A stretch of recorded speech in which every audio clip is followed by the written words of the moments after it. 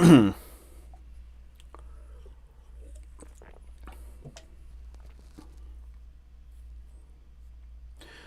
right, I'm really sorry about the interruption there.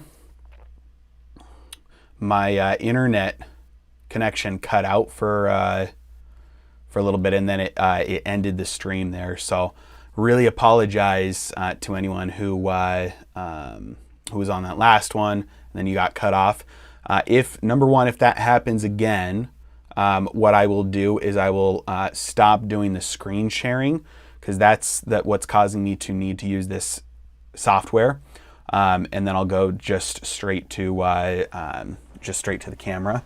And then number two, I will start streaming again, obviously, just like I did this time. So if that happens again, I really apologize. Just go back to my channel and you'll see a new one pop up there. So I'm not sure why it cut out there. And if any of you had questions in there that I hadn't gotten to yet, go ahead and throw those in this new chat window, this new chat box, so that I can address those there. So again, apologize for that.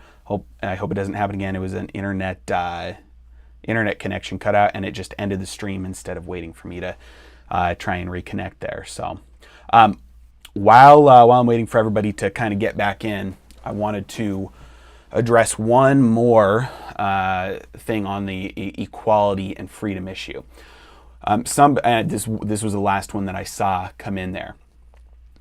They said that equality of outcome and equality of opportunity are not the same thing. That is true. They are not the same thing. That doesn't mean that they both don't come at the cost of certain freedoms. If you are working to, if you have kids and you're doing things within your power to create a better life for your kids, whether you're saving money, getting out of debt, building an investment account, you don't believe in equality of opportunity.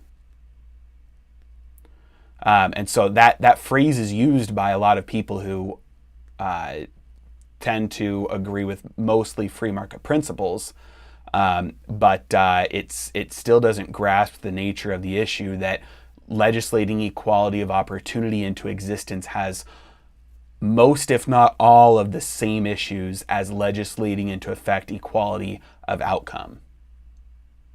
And so that's what I'll say on that for now. And I know that probably pissed a lot of people off there, but I'm okay with that. Let me know. I don't see any new questions coming into the chat window. So I'll say it again. If anybody had questions in there that I didn't get to on the last one, I apologize. It cut off, and so I don't have access to those questions here.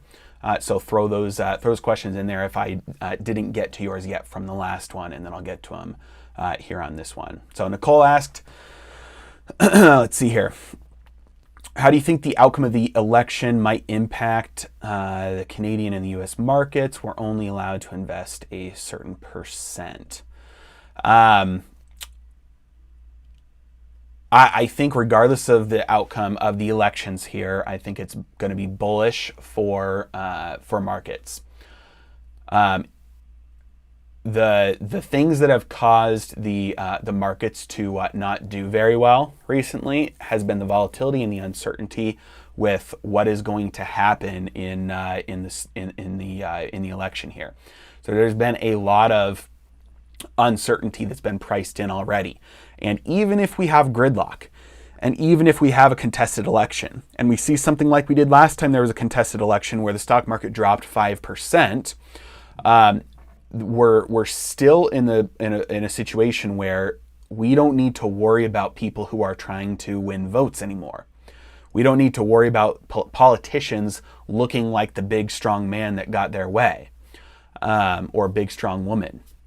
And so we're going to have a lot more capability for cooperation to happen. I know that things are more polarized now than it seems like they've been in recent memory.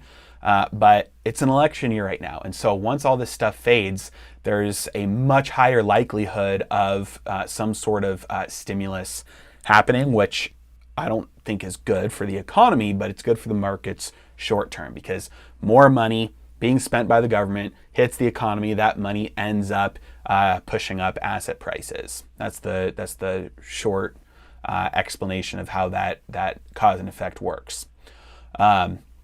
And so even if we do have a short-term drop from like the worst case scenario election-wise, I still think that over the next couple of months, it's going to be bullish for the stock markets. And seeing something like a melt-up, crack-up boom in Austrian economics language is not something that I would be surprised to see at all. I'm very much expecting to see something crazy like that. Right now, there's so much cash on the sidelines. So many investors, so many people are saying, I'm going to wait until the election is over so I can see what happens with the election to determine how I'm going to invest my money. And so that's definitely going to have an impact. Once the uncertainty leaves, money can start being redeployed. Am I deploying a short strangle for tomorrow? No. A short strangle would be betting against, for anybody who doesn't know, it's an options trade.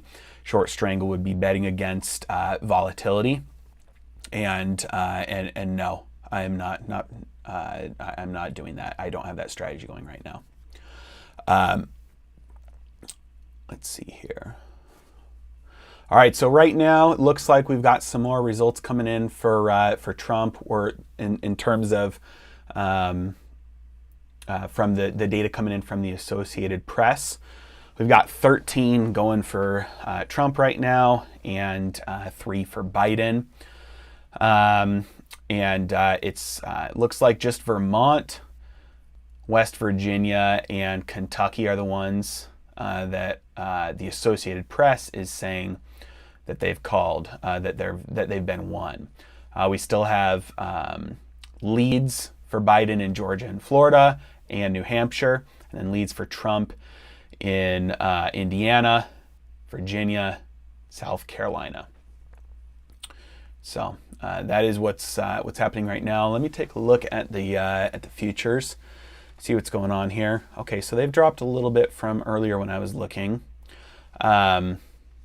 This website that I'm on right now is just investing.com. The S&P 500 futures are up a little over 0.5%. Gold 0.1%, silver 0.5%. So no big moves right now. We'll see what happens as more and more results come in. A few months ago, I discussed a bazooka. This is a question from Daniel Corbett. A few months ago, you discussed a bazooka that was building up at the Treasury. Is this something that will likely let loose on the market and cause another run-up regardless of who wins tonight? Yes, so great question. Basically, that what I was referring to in that video, for anybody who hasn't seen that video, there is an account at the Treasury. It's called the Treasury General Account, and it's where the government's money sits before it's spent. And historically, I wonder if I can pull up a chart of that so you guys can see it. Historically, that account has had very little money in it compared to what it's at right now. So if we take this back, let me see if I can make it a little bit bigger for you guys. Okay. So you can see here from the time this data was recorded in 1986, it stayed relatively low. This is measured in billions. And so it was, 5 billion on average. And then there'd be spikes. It got up to 32 billion, and they quickly dissipate because the money would come in and then go out. And then all of a sudden, in 2008, we had a big spike. And the reason that we had a big spike there, you might think, okay, well, it was a Great Recession, more money spending, but that wouldn't necessarily make sense if you're just thinking, okay, well, why would that cause the Treasury's general account to blow up? they should have spent that money. The reason is because the way that they held their account changed at that time. There was a rule change. Before, they had their money in the banking system, and so it was lumped into all bank reserves because that account was, you can imagine it kind of like any other bank account. It was held in reserves in the banking system. Well, the Federal Reserve knew that they were going to be doing a lot of quantitative easing, a lot of debt monetization, and they didn't want to completely crush the banks. And so they needed a release valve for all the excess reserves. So they moved the Treasury's account outside of the banking system so that it was no longer held just in a regular bank account. And that meant as money was flooding into the system, they could let the excess reserves store up in the Treasury general account so that they would be outside of the reserve system. And it got bigger and bigger and bigger until right after Trump was elected, then it was all spent down. Back in March of 2017, and then it got back up again to its peak here, 400 billion or so, and then it was spent down a couple times, and then right all of a sudden here at the end, you can see it makes everything else before look like everything back here. It's like nothing was there. That's $5 billion is nothing. And even this down here, this, right around $50 billion on average, that looks like nothing. So the Treasury general account has ballooned up as soon as, all of this money printing started happening. And it's because the government said, hey, we're going to spend a bunch of money. And so they printed all these treasuries, basically. They took out all this debt that was basically funded by the Federal Reserve's printing press. And that money came into their accounts so they could spend it, but it didn't make it all, it didn't all make it out. A lot of it got stuck in there because there were a lot of issues with the way that the funding was being done and, getting the money to where the politicians thought it needed to go. So a lot of it got stuck in the Treasury General account and couldn't get out. And add on top of that, the fact that you still have taxes coming in. So as fast as the government is able to spend money, it's still storing up in there. So everything that we've seen in the market, the big bubbles being reinflated, all of that has been about half of what the monetary stimulus has been, because it was about 3 trillion is what the Federal Reserve printed, and about 1.5 trillion of that got stuck in the Treasury General account. So the reason, now to answer your question, Daniel, the reason, and is this something that is going to be let loose on the market? Absolutely. So when we get another spending plan, a lot of it is going to come from their bank account. They've got the money already, the next stimulus bill. So a lot of this money that got held up will be spent. That's why, I don't know if you guys saw this, but probably about 3 weeks ago or a month ago, Trump tweeted and he said, if we get a bill, if Nancy passes a bill that is just checks to people, I'll sign it immediately. He said, we already have the money. This is what he was talking about. There's $1.8 trillion burning a hole in every politician's pocket right now. It just so happens that Congress is the one that's in charge of spending the money. And so we've had some gridlock there. And so this money hasn't been getting out. And so, yeah, after the gridlock ends, once people start, coming back in and voting on making things happen, I fully expect that a lot of this will get spent down. I don't think it's going to stay up at this elevated level in perpetuity. Yeah, well, thank you for joining here. Absolutely, my pleasure, and I'm excited to see how things turn out here. Oh, and look at that! All right, we've got an update here. We've got an update on, let's see, what state came in? Was that Virginia? I think that was Virginia that wasn't there before. I think so, yeah. So Biden's got 16 now. Donald Trump has 13. And just in case you can't see it here, it's in small, kind of grayed out writing here. You need 270 to win the election here. These are electoral votes that's going on here. I'm sure you guys are familiar with the way that the Electoral College works. So you need 270 to win. So Biden, for the first time since they started getting called and coming in, has jumped into a lead, 16-13 here. So obviously it's just, two states right now coming in on Trump and two states coming in on Biden. So we've got a lot of room to go, a lot of time left, and it probably won't be tonight even that we see the results coming in from this. And the other thing that I would like to say is that I know there are a lot of other people doing live streams tonight. A lot of other fantastic channels out there, some political, some economic, whatever you want. I'm going to be here for, as long as I can be. And so absolutely jump over. There's a lot of great live streams going on. And come in, come out. Let me know if you see something on somebody else's channel, live stream going on. You have a question about it, let me know, and I'll see what I can find out. Which bank does the Treasury use? Any bank we know? No, they just have a separate account held at the Federal Reserve. It's not like they don't have an account at like Chase or Bank of America.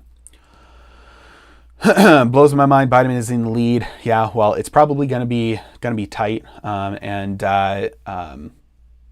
he'll probably have a bigger lead. At least at some point tonight. This is something I haven't said, and it's kind of funny because I made a video yesterday about my forecast for the election. I think Trump will win. I'm not going to be surprised either way. I do think Trump will win though.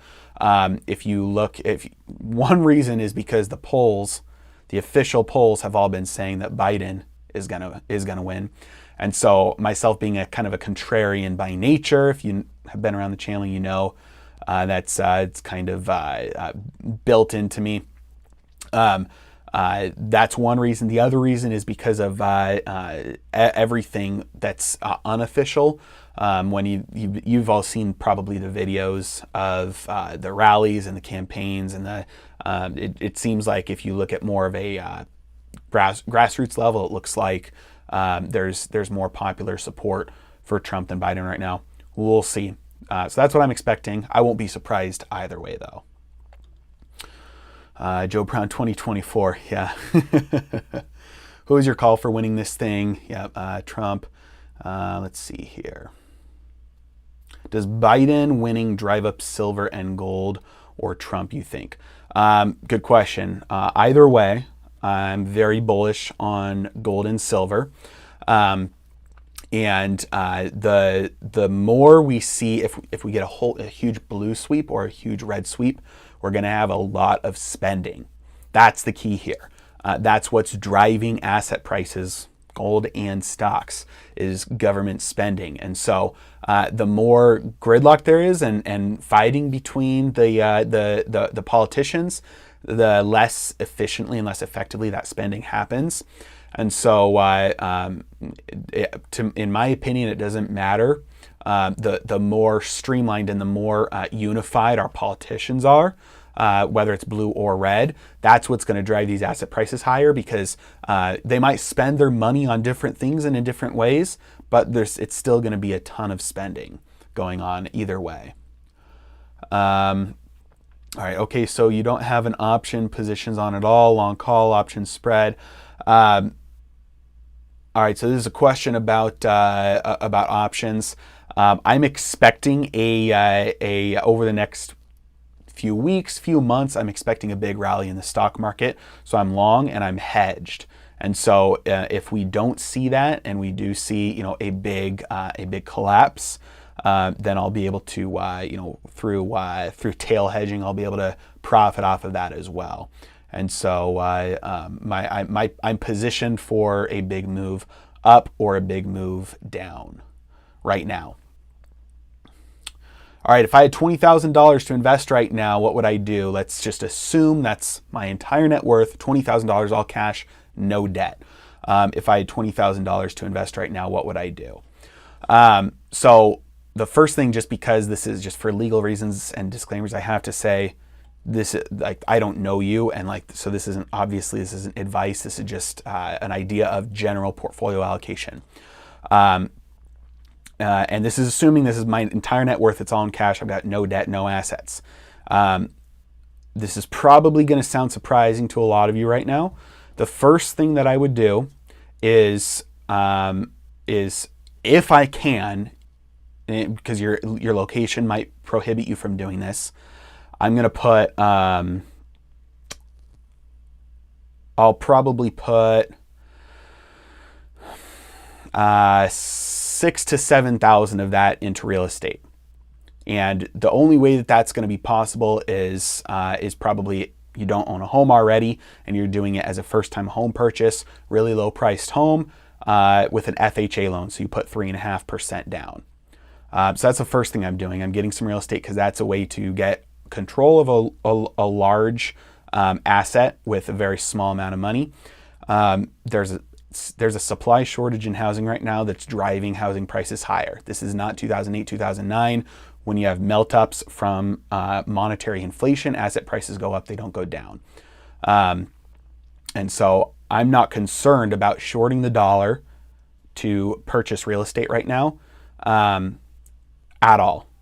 And so especially if it's my primary residence, because you don't have to worry about renters not paying you rent then. You're just doing this to build your first portion of your portfolio. It's the easiest way to short the dollar is to buy a home with a mortgage. And it's the easiest way to get control of a large asset when you're starting off with nothing. The second thing that I would do is I'd put, again, 6,000, 7,000 of it in physical gold. I'd go buy my gold coins. I'd buy 4 or 5 ounces American Eagles or Canadian Maple Leafs. I'd go walk down to my local dealer or buy them from ILikeShiftGold.com. They've got cheap prices and good people working there, and I do that second. And then third, personal preference, I don't care. Buy some stocks with the rest of it. With another 6,000, 7,000 of that, buy some stocks. Or if you're starting a business on the side, most businesses that succeed are started during rough financial times, rough economic times, recessions, depressions. And so a lot of opportunity comes up that the incumbents are not able to navigate around. And so that's another way to get exposure to business with some of that. If you don't like that, stocks serve a similar purpose for a portfolio. And then you'll probably have, if you do this, right, I'm thinking maybe, 1,000 or 2,000 left over. Keep half of, that small chunk that's left over. Maybe you've got let's say you've got 2,000 left over because you've been doing 6,000. So you got 6, and 6. That's going to leave you 2,000 left over. You put 1,000 of it in Bitcoin, 1,000 of it, keep it in cash. So in general, that's what I would do. Roughly 30% in real estate, 30% in stocks or equity in a business, 30% in physical gold, 5% Bitcoin, 5% local cash. So that's not advice, again, just in general for, since just a portfolio allocation that is a kind of like an Austrian economics twist on a traditional 60-40 portfolio in a way that's going to give you a hedge against inflation and still leave you with a decent exposure to asset prices that will do well in the current monetary environment. Do I think Biden will concede? I think you meant concede easy, or do I think that Biden will lawyer up like Trump? No, there's probably going to be a fight. Unless there's a landslide victory in one way, there's probably going to be some sort of a fight. But I don't think it's going to be legitimate. I don't think it's going to be big enough to cause any issues. It's not going to. I don't anticipate this being a legitimately contested election where it has to go to the Supreme Court.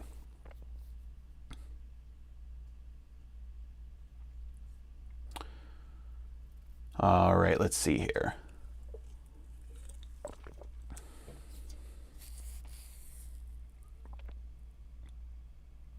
What are my updated predictions for gold going into 2021? So this is referring to my price targets for different asset classes, and it was originally a couple months ago when I initially announced my price targets. It was for the time frame of the election, and later I came out and said, it's probably a little bit too soon, especially with all the uncertainty, so I bumped it out to the end of the year. Price targets haven't changed, so for gold, I'm anticipating by the end of the year still 2,500. And that's mainly driven by the short squeeze by the gold trading desks right now. They haven't been very successful at lowering their short exposure. And so we've seen let me see if I can show this to you. Let's see, we'll pull this, make this bigger. And let's go to, okay. So we've seen right here this channel, it's been consolidating. This is a bull flag. This is a very bullish setup. So once it breaks out of this consolidation pattern and starts to go up again, we're going to see a massive short squeeze happen, which will drive it up faster and faster. So we're down, at 1,900 or so right now. A move to 2,500 could theoretically happen within a couple of days, definitely a couple of weeks. And so I still maintain a price target of 2,500 for the end of the year. Silver, I'm not as sure about or as confident about as I am with gold, but a move up to $35 on silver is does not seem unreasonable to me. We could definitely see a move back up to this range here, at the top of this range that it was in back in 2011, 2012. So we'll see. I'm not as confident on that move in silver as I am with what I think will happen with gold, though. And then S&P 500. I can't remember off the top of my head.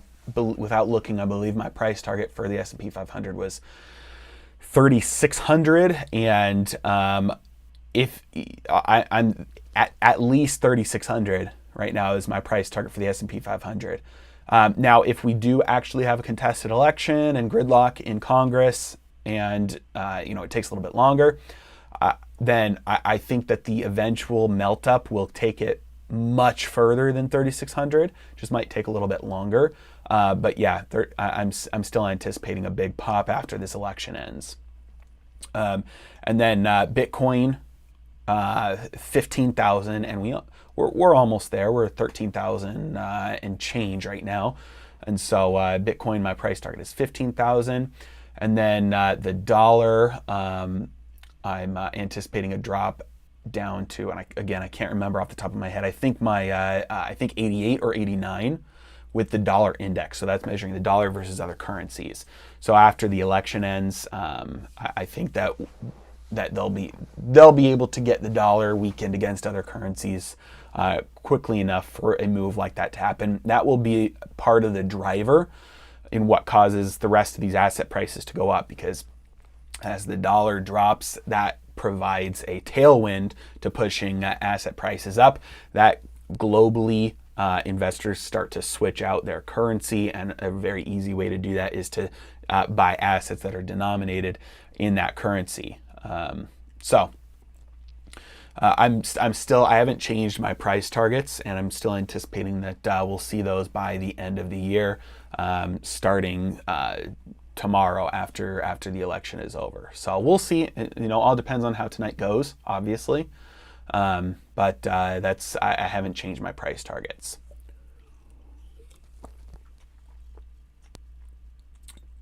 There might be other live streams, but you always have the best information. I appreciate that, Daniel. All right, gold price is tied to real returns, being real interest rates. As long as rates stay low and real returns continue to yield negative, it will put upwards pressure on gold. Absolutely, yeah. When real interest rates are negative, meaning that when you hold on to money, even if you're getting paid interest on that money, like in a bank account, when you hold on to money, you can buy less and less stuff with it as time goes on. In real terms, that's a negative interest rate. That's what that means. That puts upward pressure on the price of gold measured in that currency, because gold doesn't have an interest rate associated with it, meaning that it can purchase the same amount of stuff. So then if you have to choose, if it takes more dollars to buy things, that's going to mean it also takes more dollars to buy gold, which means it takes the same amount of gold to buy those things. So yes, the gold price is tied to real returns, real interest rates. This is going to provide positive pressure to the price of gold. Absolutely. Am I not worried about renter laws? I won't touch real estate. In my example of the $20,000 allocation, I was referring to a personal residence, because you can't, with $20,000, you're not going to be able to buy any sort of unless you're already into real estate and you do it as a career and you're good at it and you have access to certain types of funding. You're not going to be able to do much in terms of investment real estate with 20 grand. If you can find a $90,000, $100,000 house, then that's your 20% down payment. But then that's your entire thing. So the question was about how to allocate your first $20,000 if you have absolutely nothing else. The easiest way to do that is to buy your own house that you're living in. And so that has the current renter laws about a moratorium for evictions has nothing to do with that. That gives you control of a large asset with a very small amount of money. You're essentially shorting the dollar by buying a house with a mortgage. And so I'm a little bit concerned about the renter laws. Thankfully, my tenants are still paying rent, but if they stop paying rent right now, I can't use that as an excuse or as a reason to kick them off my property. Now, politicians they're mostly stupid, but they're not 100% stupid. And so we'd also have the ability for people with mortgages to request forbearance on their loans. And so for most people who have renters not paying, they also don't have to pay their mortgage right now. Yes, they have to take care of the maintenance and stuff. And so it's obviously, but at least they don't have to pay their mortgage right now. And for any rent, you might be thinking, well, what about the landlords who have their properties all paid off? They're living off that income? Absolutely. Horrible situation. There is a solution. Mortgage one of your properties. You don't have to mortgage the whole thing, mortgage 50% of the property and use that cash to live off of in the meantime while we get this mess settled out. So that's not a recommendation. Obviously, none of this is. There's always, new viewers coming off. So I have to continue to say things like that. But that is one way to deal with the current issue if you're in a bind right now, instead of just losing your properties, because that's probably the last thing that you want to do is just have to walk away. That's the current renter and eviction moratorium. That's definitely a big concern for all landlords right now. That's something that everybody's dealing with, and so absolutely we're going to have to see if we get a blue sweep. It's definitely a big concern, because there's, in my opinion, more of a chance that something like an eviction moratorium gets extended or put in place with a blue sweep than a red sweep. That being said, Donald Trump is the most socialist president we've had since probably FDR. We've never had universal basic income before. We've never had nationalization of entire industries, the credit markets with any other president. He's doubled down on a lot of things that Obama, Bush, Clinton had done before him. And so that's, I'm not saying this like I'm in favor of one party or another. They're all politicians. So that's not me trying to be politically correct either, or trying to appeal to both sides. That's really the libertarian standpoint, is that regardless of left or right, government bad. So we'll see though. He set Joe off. No, it's fine. All right, let's see here. We started to have a lot of questions come in, so I apologize that I haven't gotten to them yet. I'm getting to them as quickly as I can here. All right. Contrary to popular belief, gold does not move in perfect correlation to M2 and M3 money supply. That is true. It does not. Yeah, there's definitely bubbles. Oh my gosh. Okay. Hold on. I'm going to get back to that question. We just had a big change here. A lot of election results came in. So we're at 85 Biden, 55 Trump. So looks like, what was that? What just came in? Was that Illinois? Illinois that just came in. I wasn't watching. I don't know which one just came in. But we just had a bunch of electoral votes come in for Biden. He's up to 85 right now. Trump is at 55. Last time I looked, he was at like 22, so that was a big jump. So we have a bunch of states that have finished now, allegedly. We've got Oklahoma, Mississippi, Alabama, Tennessee, Kentucky, South Carolina, and West Virginia all coming in for Trump. And then we've got Vermont, Massachusetts, Rhode Island, Connecticut, New Jersey, Delaware, Maryland, and Illinois. And I think Virginia, if I didn't say that already, all coming in for Biden so far. And so, and then we've got a lot that are, we currently have a lead with Trump in Texas, lead with Trump in Florida, lead with Trump in North Carolina and Indiana, lead with Biden in Ohio and Georgia still, and New Hampshire. So big jump, still nowhere near close to over. Again, 270 to win, 85 to 55 right now. Okay. Yes, gold does not move in perfect correlation with money supply. Absolutely. That's why there's different definitions of money supply, M1, M2, M3. There's even, so there's a reason why we have that, because if you printed $1 trillion onto the surface of Mars, the money supply did not increase. And so that's the idea behind people saying, oh, well, the velocity of money is going down, and that's the reason why we aren't seeing inflation, because you need the money in circulation. That's why we have different definitions here. So yeah, obviously the correlation is not exact money supply to the price or the value of gold, 100%. Yeah, so good point here, Anthony. You said Canadian here, we won't touch real estate. We're in a serious bubble. Yes, so everybody who's watching this from another country, take everything I'm saying and look at it through the lens of your own country. I'm not familiar with the intricacies and the nuances and the details of markets in other countries here. So almost everything I'm saying, other than currency being destroyed, that's the one constant globally. Other than that, there's, I'm not, I'm mostly talking about the United States here. And so, yeah, and I know, like in Australia, similar situation out there with the real estate bubble. Although I will say this: a lot of people interpret prices going up as there being a bubble in like the intrinsic value of an asset, and so even a lot of people in the States right now think that we have a housing bubble. We don't. We have a huge housing shortage. There's a ton of laws all over America that make it very, very, very, very difficult to build cheap housing or any housing. So we've got a supply shortage. Supply shortage with constant demand causes prices to go up. Demographics are the driver. Above anything else, demographics are the driver. So you're seeing, housing prices fall in like San Francisco because there's an exodus in San Francisco right now. Seeing housing prices, real estate prices crater in New York City right now because there's an exodus right there. Texas, they're skyrocketing, right? Arizona, they're going up. And so there's a lot of places, demographics are the number one driver.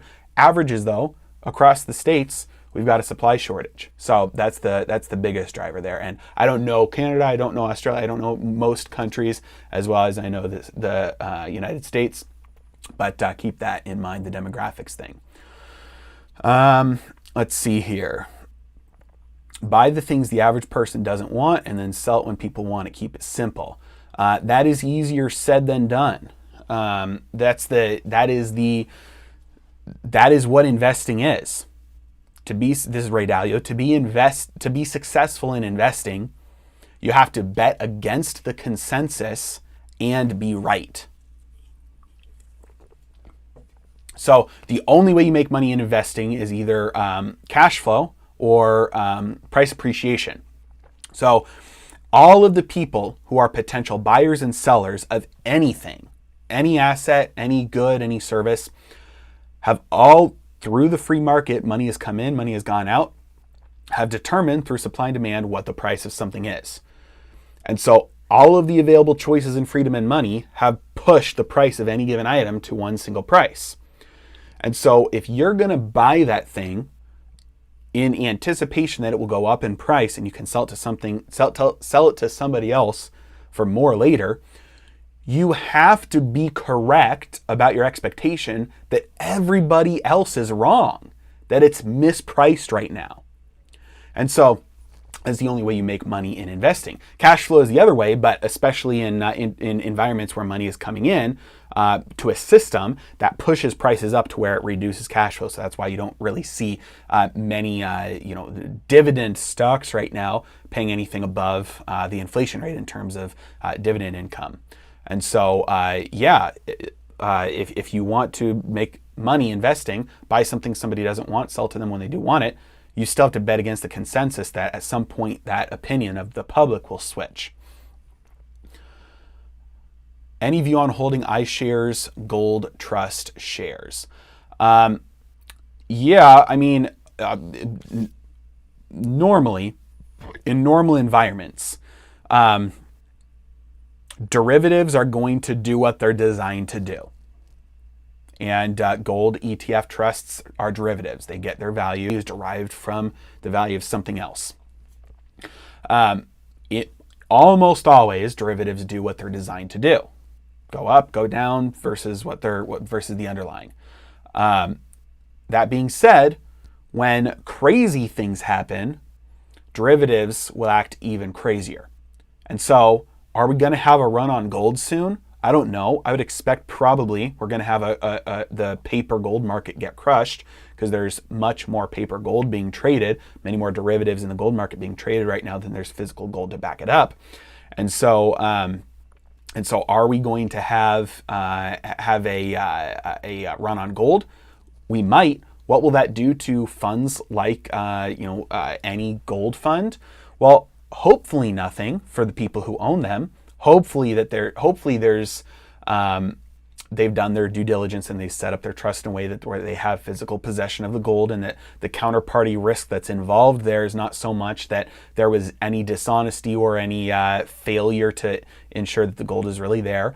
But every layer of risk, every layer of counterparty risk that you layer in, which a gold ETF has a lot, like GLD has, you versus GLD, and then GLD trusts.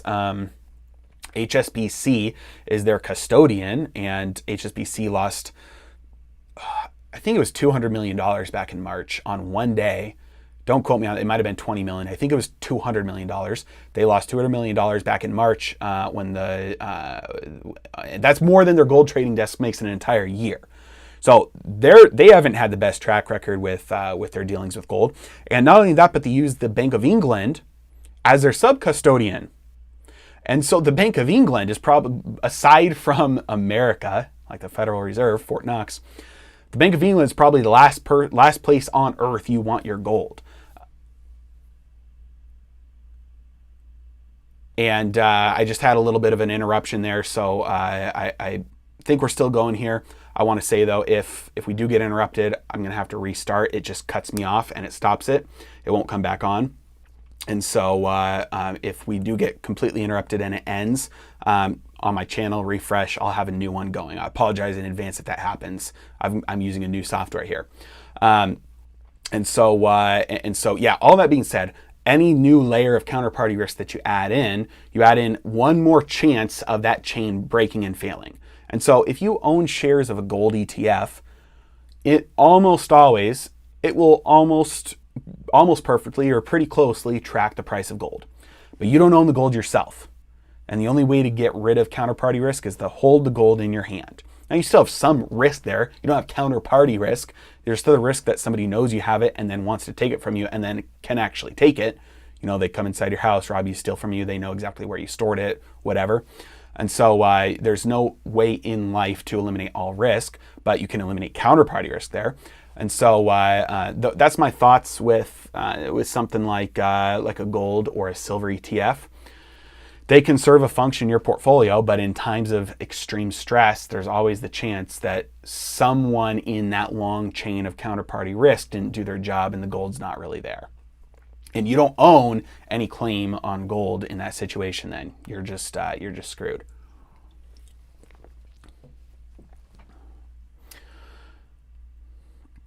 If you're going to hold the ETF, be sure to hedge your downside. And you can even do that if you hold physical gold. You can even buy puts on a gold ETF, just to hedge downside in the actual price of gold. So you can still do that either way. You don't have to own shares of the ETF to buy puts on it. Let's see here.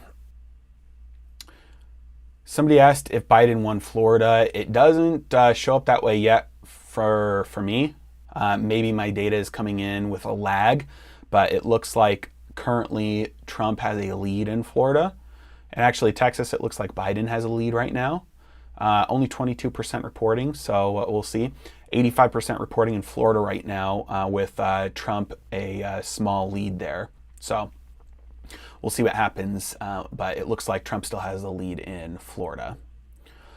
I'm surprised how little real estate there is. Speaking from a Canadian's perspective, I thought there'd be a flood of real estate this fall after government's aid expired, but listings are $100,000 over asking. So Nicole's hitting on something here.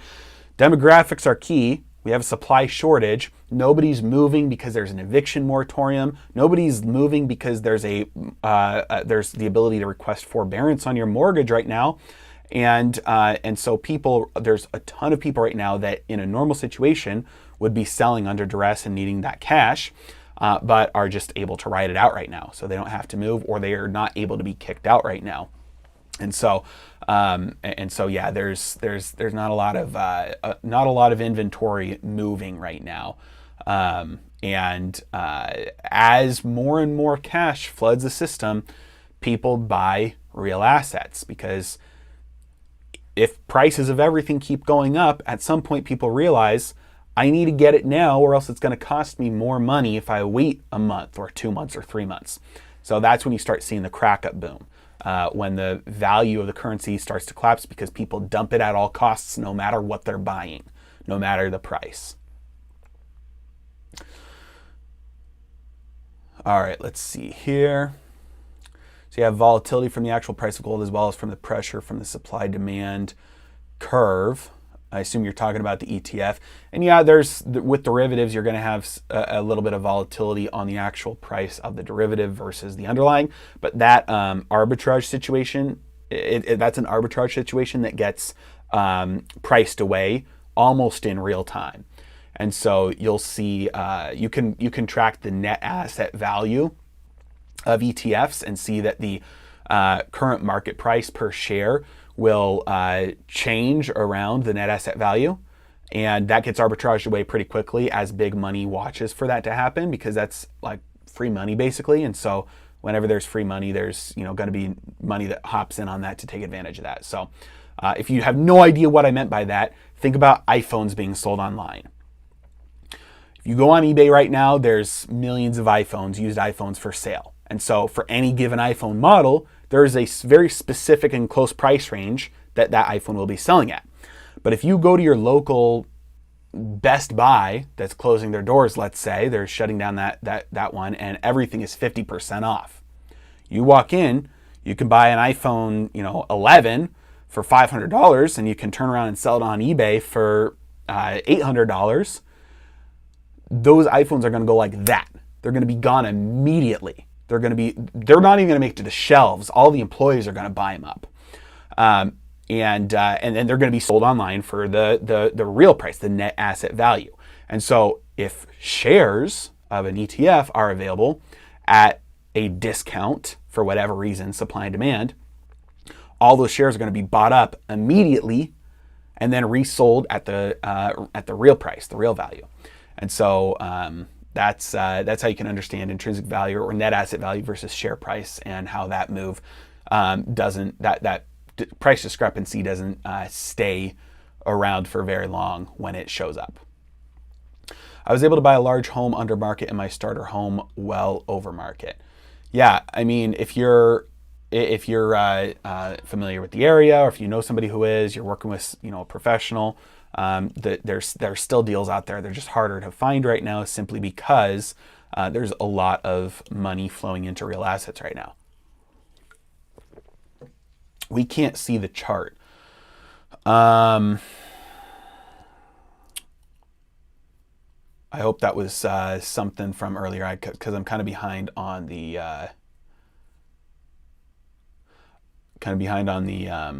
chat here. I wonder were you talking about Were you talking? I think you might have been talking about the futures chart when I was looking at the futures price. If that's what you were talking about, I apologize. Next time I pull that up, I will make it smaller so my face. Oh yeah, it was. I just pulled it. Okay. All right. Next time I pull up the charts, I will make it smaller because my face was covering it up. I apologize. That was a mistake on my part. All right.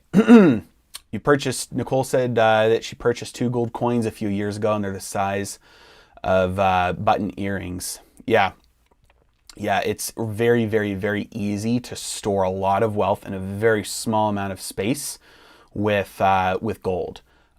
It's unbelievably easy. In a shoebox, if you're worth $10 million, you can put 1/3 of your wealth into gold, and it will fit inside of a shoebox. So it's extremely easy to put your wealth into gold. It's very, very concentrated in terms of value per cubic inch.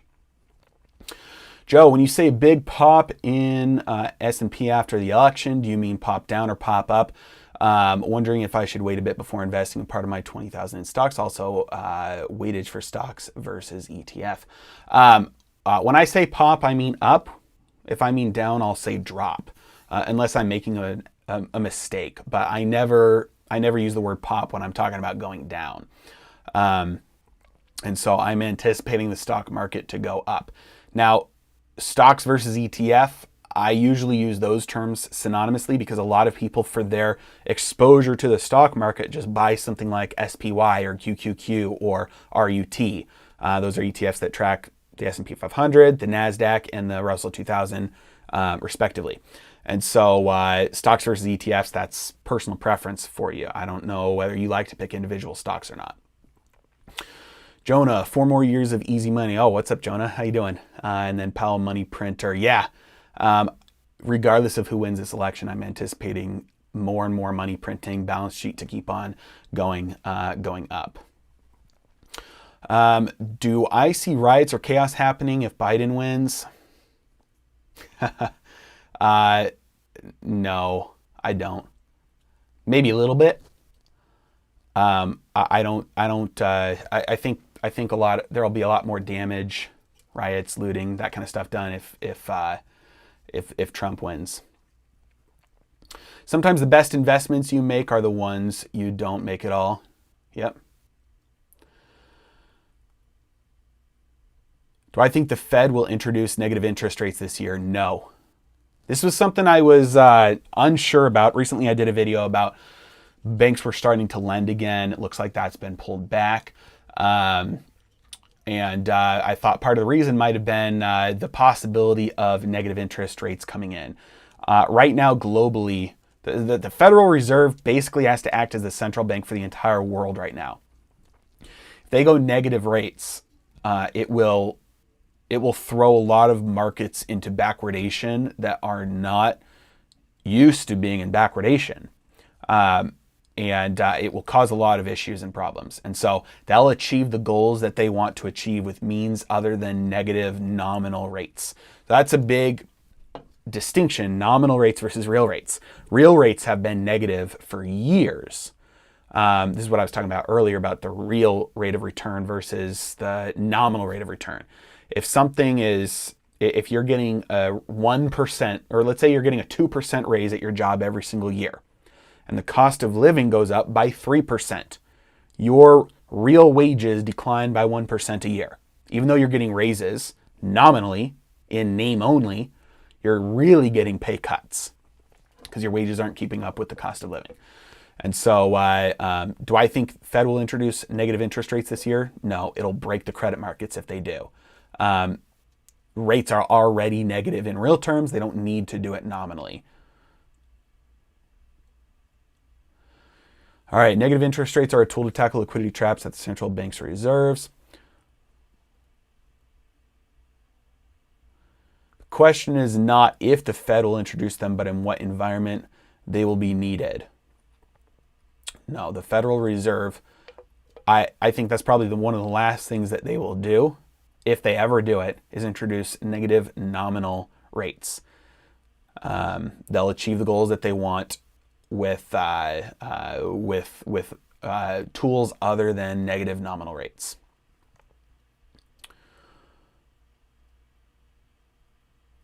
All right, just got here and rewound to the beginning. Why is Florida blue? Let's see. I'm still not showing Florida blue, so I'm behind on the chat here.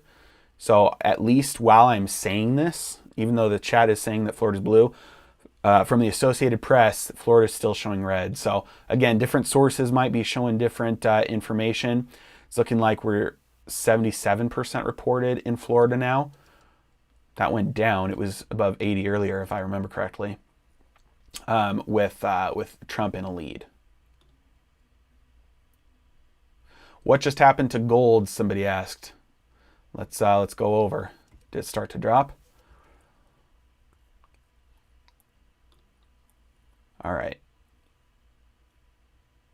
Yeah, gold had a little bit of a drop there. In the scheme, this is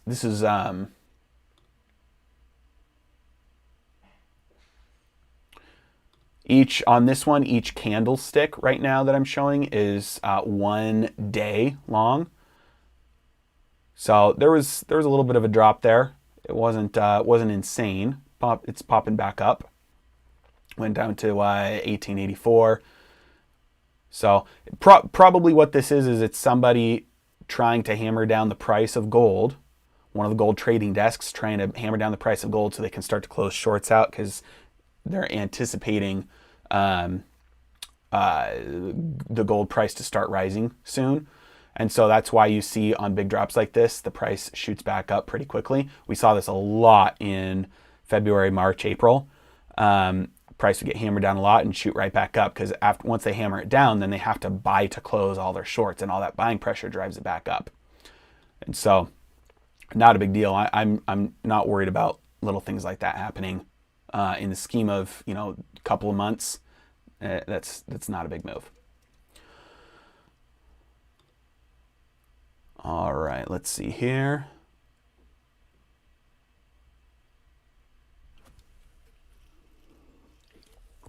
And I apologize, some of you guys are using the chat for conversation with each other, which is totally fine. I'm game for that. I'm just looking through this to make sure I'm not missing any questions here.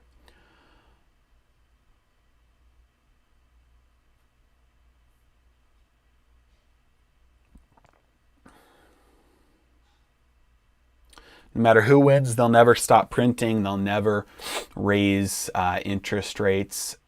Yeah, so this is one of those things people talk about. Rates are going to pop. They're going to go up severely soon once inflation concerns start to go mainstream. And this is one of those things that I agree with. I can't remember who just said that. It was Jared. Yeah, I agree with Jared here. They're not going to raise rates. They've shown a trend over the last few years of if something doesn't go their way, they nationalize it. If the free market doesn't do what they want it to do, they just take control. So one example of this back in, I think it was September, was when the repo market blew up. There was not enough money being lent overnight between banks. And so the interest rate shot up because banks were saying, I'm not going to lend you my cash. And so unless you give me a higher interest rate on that cash.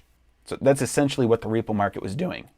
And the Federal Reserve stepped in and said, no, we want those rates low. And so since nobody else is lending at the low rate, we'll lend at the low rate and we can just print as much money as we need to do it. And it got up to something like 150 trillion a night. I think 150 billion, not trillion, 150 billion per night at the high end. And it was on average somewhere around 50 billion a night. And so, yeah, they'll do this. And so if mortgage rates start to spike, their mortgages are already being purchased by the Federal Reserve, which is keeping their rates low. But if they do start to spike, they'll just continue to be purchased more and more to keep the rates low because debt and interest rates, the debt price versus the interest rate of that debt, those two things have an inverse relationship. And so the Fed will just buy up debt of any debt that has a spike in interest rates. There will be some room for it to go.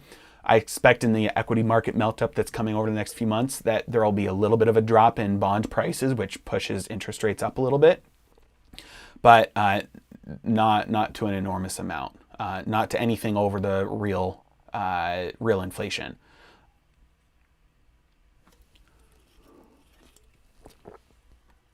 All right, let's see here.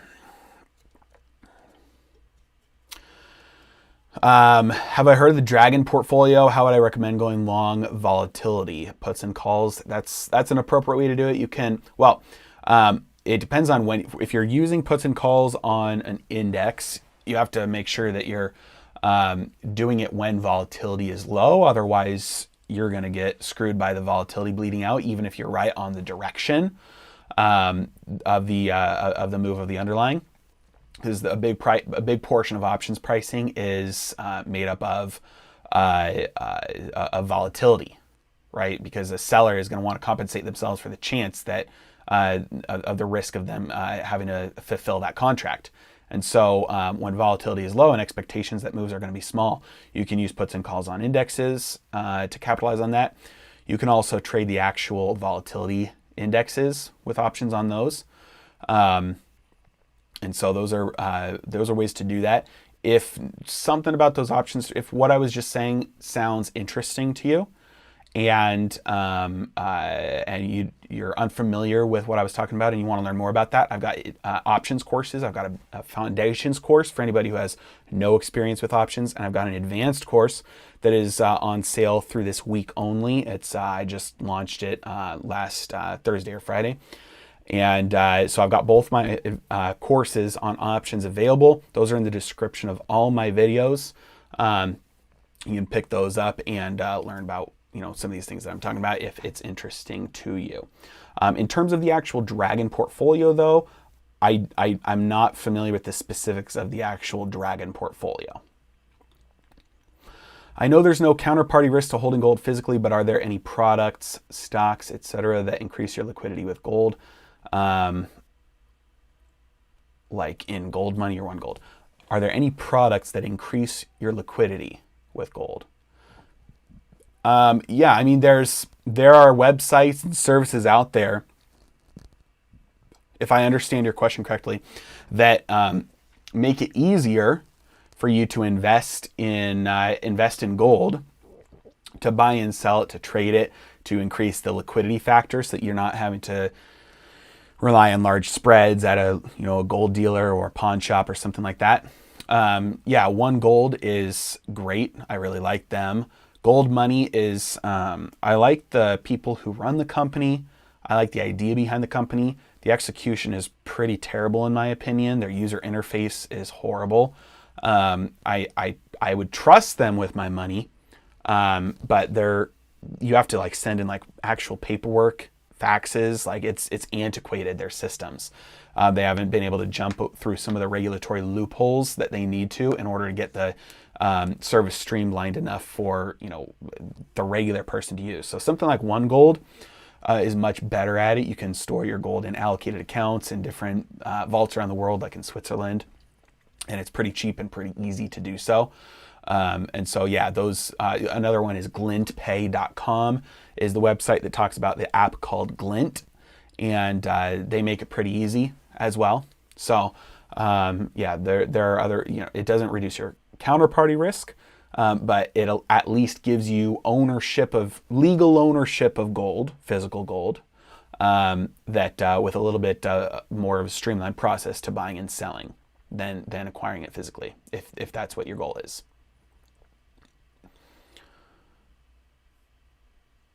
All right, let's see here.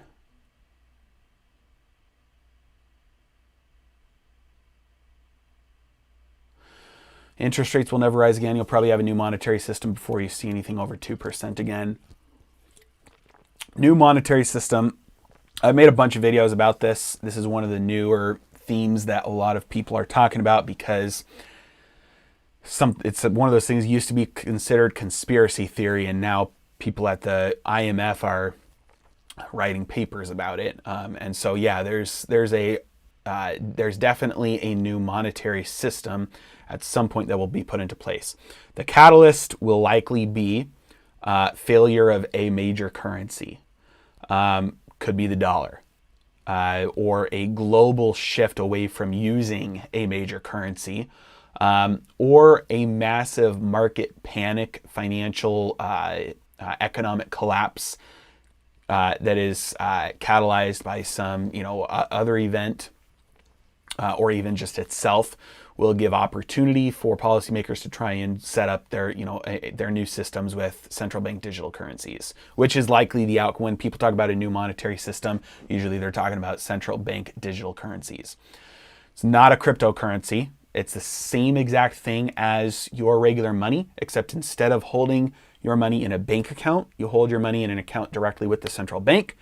And in doing so, the advantage to you will be that they'll give you free money for it probably.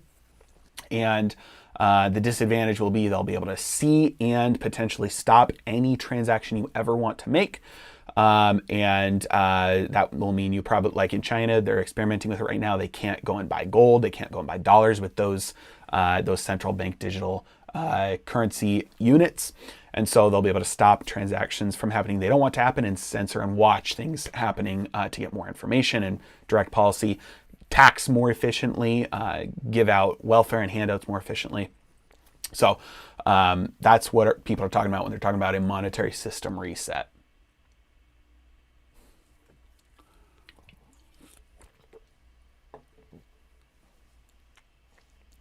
All right, let's see here. The National Guard is in Florida. I knew the National Guard had been mobilized in certain areas. I didn't know it was in Florida. It makes sense. Yeah, I wouldn't be surprised to see that in a lot of areas other than Florida right now. A little bit of an update here on the votes coming in. It looks like we're up to 61 with Trump, and we're still at 85 with Biden. Some ones that haven't been solidified yet, we're looking at Florida is up to 88% now. Trump's still in a little bit of a lead there.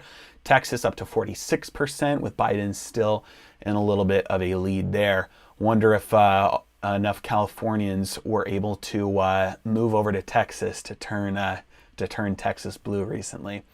I know there's been a little bit of a move there from California to Texas by a lot of people. All right, let's see here.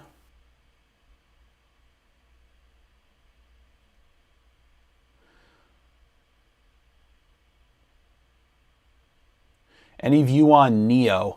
No view on NIO, unfortunately. I'm not familiar enough with the company. In general, with cars right now, there's a lot. It looks like, most incumbent car companies look similar to Blockbuster right now, and most new car companies look similar to, the early stages of something like Netflix, or the early stages of the internet, something like, pets.com, right? So it's an extremely difficult, very, very, very, very difficult industry to break into, let alone to do it profitably. And add on to that the fact that companies like Tesla have a minimum 10-year lead on other companies in terms of software and the computer systems that they've designed. But keep in mind, it's very hard, especially in America, for car companies with the unions and things like that. So I expect over the next couple of decades, I expect most car companies that are the big ones right now to not exist. But I also expect a lot of the new startup car companies right now to not exist. It's just a hard space to work in. And so NIO, I don't know anything specifically about NIO as a company, unfortunately. Anything we should be concerned about if one party wins over the other, something to look into or possibly act on. From an investment standpoint, the only thing that I'd be concerned about very specifically would be real estate continuing to do what it's done for a long time if we get a big blue sweep. That being said, I don't know if there's any industry that has as much influence in politics as real estate. I think from lobbyists, from everybody, I would be surprised if any significant changes do happen. It could happen, right? We've seen really dangerous and damaging economic changes happen in countries bigger and faster than what we're seeing in America right now. So it's possible that something happens there. I don't think it will, though. But that is one concern, that we get a complete nationalization of housing. The execution of that is so extreme, though. That's why I'm so even skeptical to say something like that. But it doesn't look to me like we have really any big difference whether we go blue or red here after tonight. My main thesis is I think asset prices go up. All right, let's see if there's any more questions in here.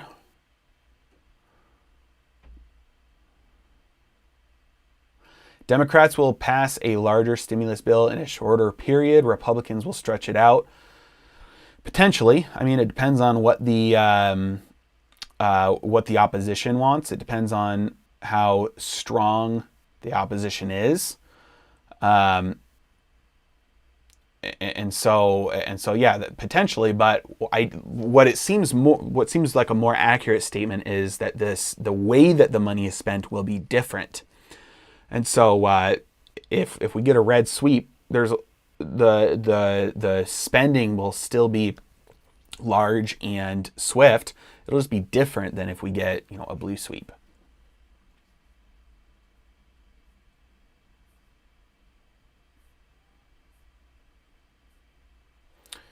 All right.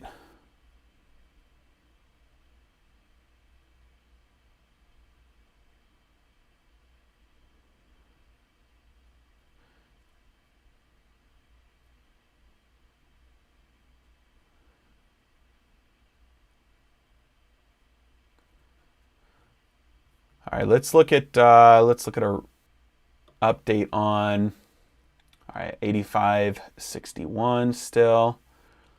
Okay. All right, question. I'm a new subscriber. If currency collapses, will stocks be devalued?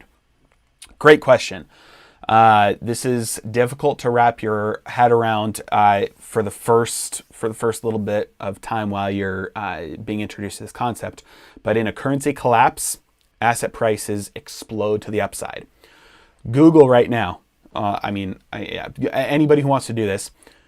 Venezuela stock market, Argentina stock market, Zimbabwe stock market, Weimar Republic Germany stock market. And you'll see the line goes up and to the right.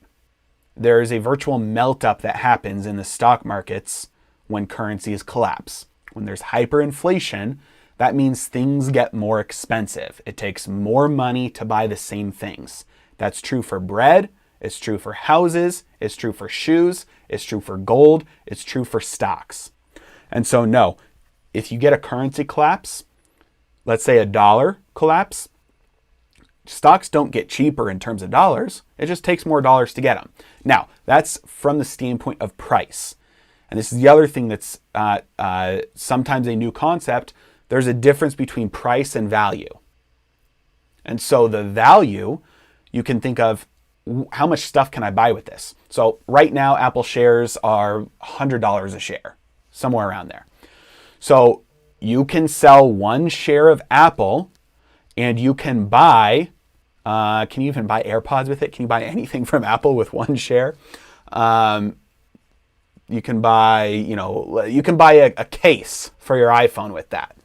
You sell one share of Apple, you can buy an iPhone case. Or you can go out to a nice dinner for two. Or you can, go to fast food, 5 or 6 times.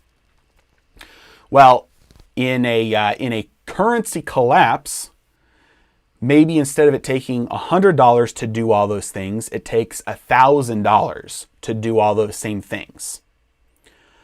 The price per share of Apple, maybe it goes from $100 to $500. So the price went up by 5 times, but the value went down by half because you can only get half it's $500 now, but all that same stuff now costs you $1,000. And so the value, the amount of stuff you can buy by selling those shares might go down, but the price per share will go up. So if you're comparing, dollars versus stocks, then stocks will do better. But if you're comparing something like stocks versus gold, then probably gold will do better. So that's what you have to you have to measure things the right way. So no, stocks are not going to go down in price when the dollar goes down in value.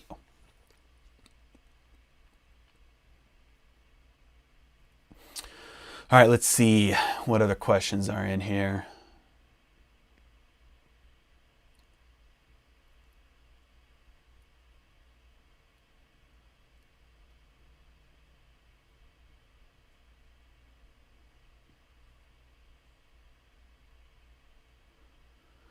What do I think about utilizing indexed universal life insurance policies as a main investment vehicle rather than the stock market to help avoid risk? Something that's much better. I assume this would be indexed to inflation. Indexed to inflation, I think that's probably one of the worst things that you could do with your money, simply because it matters how you measure it, just like everything. And any fixed income investment is indexed to an inflation number that is not real. They use the official numbers, and almost necessarily the official inflation numbers have to be less than normal because the government and the Federal Reserve, they need the ability to print money without the official numbers showing it. Otherwise, interest rates, the free market interest rates, would try to spike to accommodate that. And so anything indexed to inflation as an investment, I'm keeping away from as far away from that as possible. Now the second part of this is that it's a life insurance policy. Now this is probably going to piss off a lot of people, but life insurance is for one purpose and one purpose only: income replacement while you have dependents. So again, this channel's called Heresy Financial. I take the contrarian view on a lot of things. If you don't have dependents, you don't need life insurance. Life insurance is to replace your income for the period of time while a dependent is relying on you for income and nothing else. And here's why. Life insurance is far too expensive to have any sort of a return that matches what you can do if you invest correctly, for the chance that you ever end up using it. And so if you don't have dependents, that money you would have spent on life insurance is much better being put into a savings account or gold or the stock market or real estate or whatever. You're never going to see that again if it's term life insurance. And then any other type of life insurance, stay away from.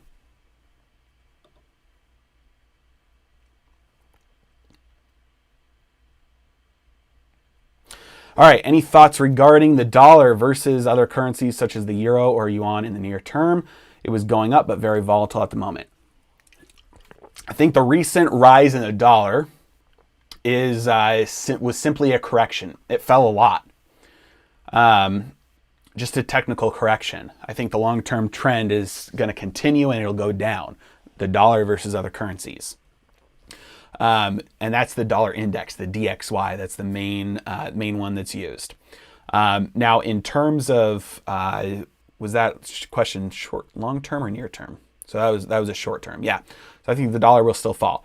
Now, longer term, I'm not sure. It's like all fiat currencies are bad and they're all going to burn. The Russian ruble, they have enough gold, allegedly. They have enough gold that if they wanted to, they could fully back up their currency with gold right now. And so there are some currencies that, if certain things happen, they probably won't go to zero. But in terms of the dollar versus other currencies, I would never put my my money I would never try to invest in the euro versus the dollar versus the euro. It's all garbage. I'm going to invest my money in cash flowing assets. I'm going to save my money in physical stores of wealth.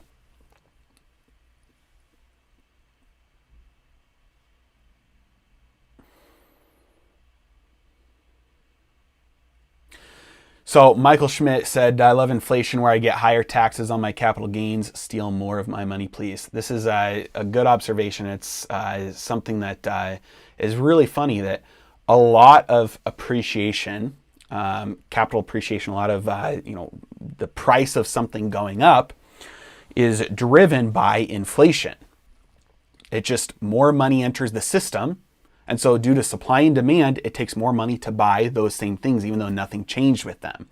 This is why when you saw when back in February, when the coronavirus first started hit, people started rushing and buy certain things. People started rushing and buy a lot of outdoor gear, a lot of camping gear, a lot of like backyard like toys and stuff, like trampolines and swing sets and bicycles and things. Like people were like, hey, I'm going to be locked up for a while. I need stuff to do, or I'm getting the stimulus check. I want to buy something fun with it. So prices of these things skyrocketed. There's the same number of those things in the system because, supply chains don't have time to react that quickly to things. So there's the same number of bicycles, but a lot more money came into the bicycle system that pushed the bicycle's price up. So when the system of everything receives a big injection of money, that pushes the price of everything up. Simplified, obviously, but that's in general how it works. And so the price of something goes up, and then the government says, oh, hey, well, look, the price of something went up, so you made money on that. It went from, $75,000 to $100,000. You have $25,000 of gains, so you owe us taxes on that. So the inflation, number one, happened because they printed money so that they'd have money to spend. But the purchasing power from that money that they printed came from all the money that everybody else already had in existence. And so you already got taxed. This is why on my shirt I say taxation is theft. Let me see if you can see that. Taxation is theft.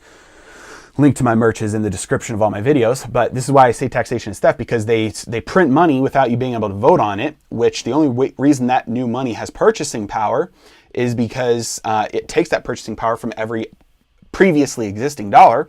Then when they spend that, it pushes the price of everything up, and then it gives you a taxable capital gain when you sell something that goes up in price, even though you can't purchase any more stuff with it.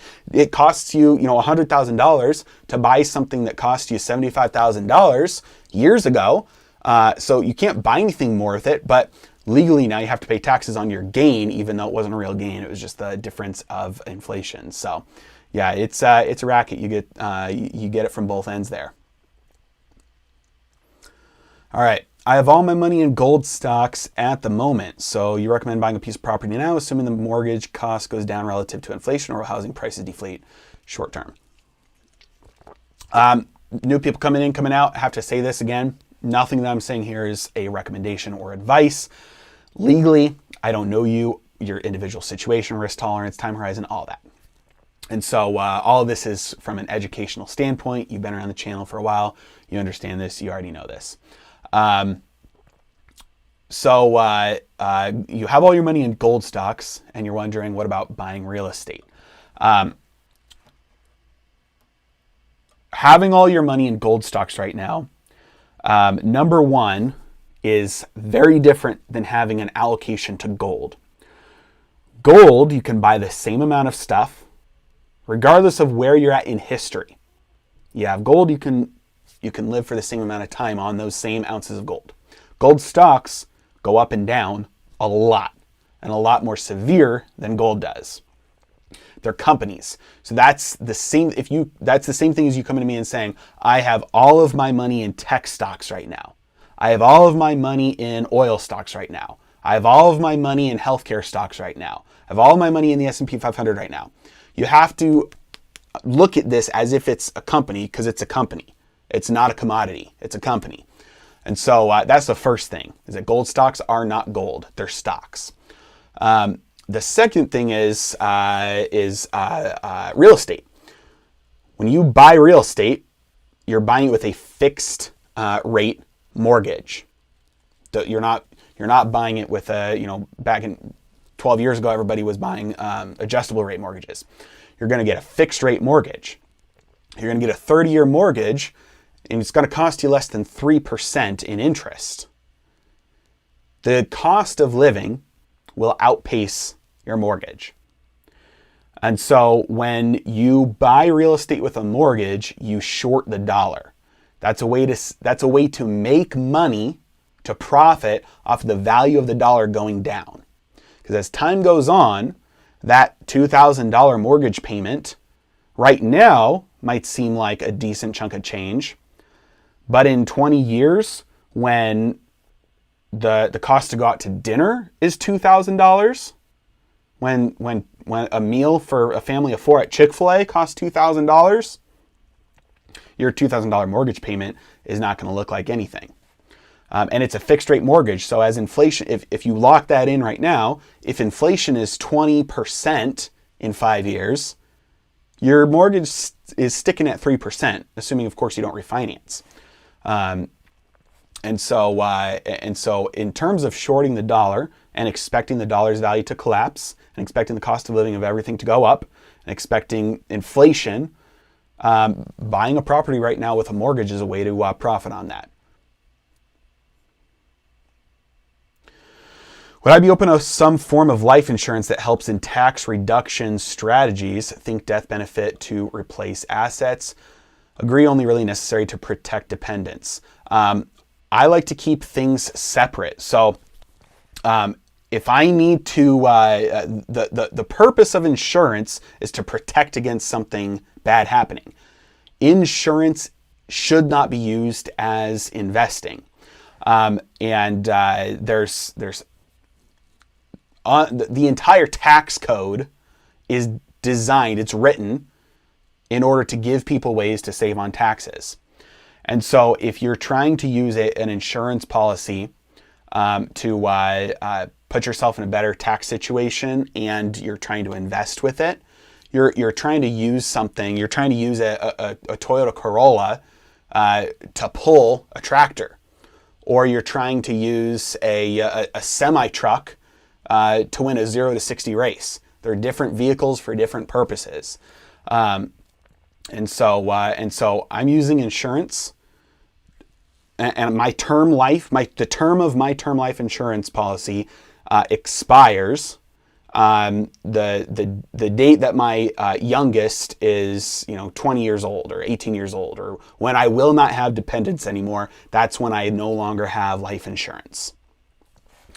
That's the only thing life insurance is for, and I keep it so cheap that way. It's incredibly cheap. And then if I want to do other things that help out my tax situation, do other things that help out for my investing, I use vehicles that are designed for those purposes, and altogether then come out further ahead. The whole life insurance for banking, alternative banking. Again, I don't like it. They're selling it for a reason.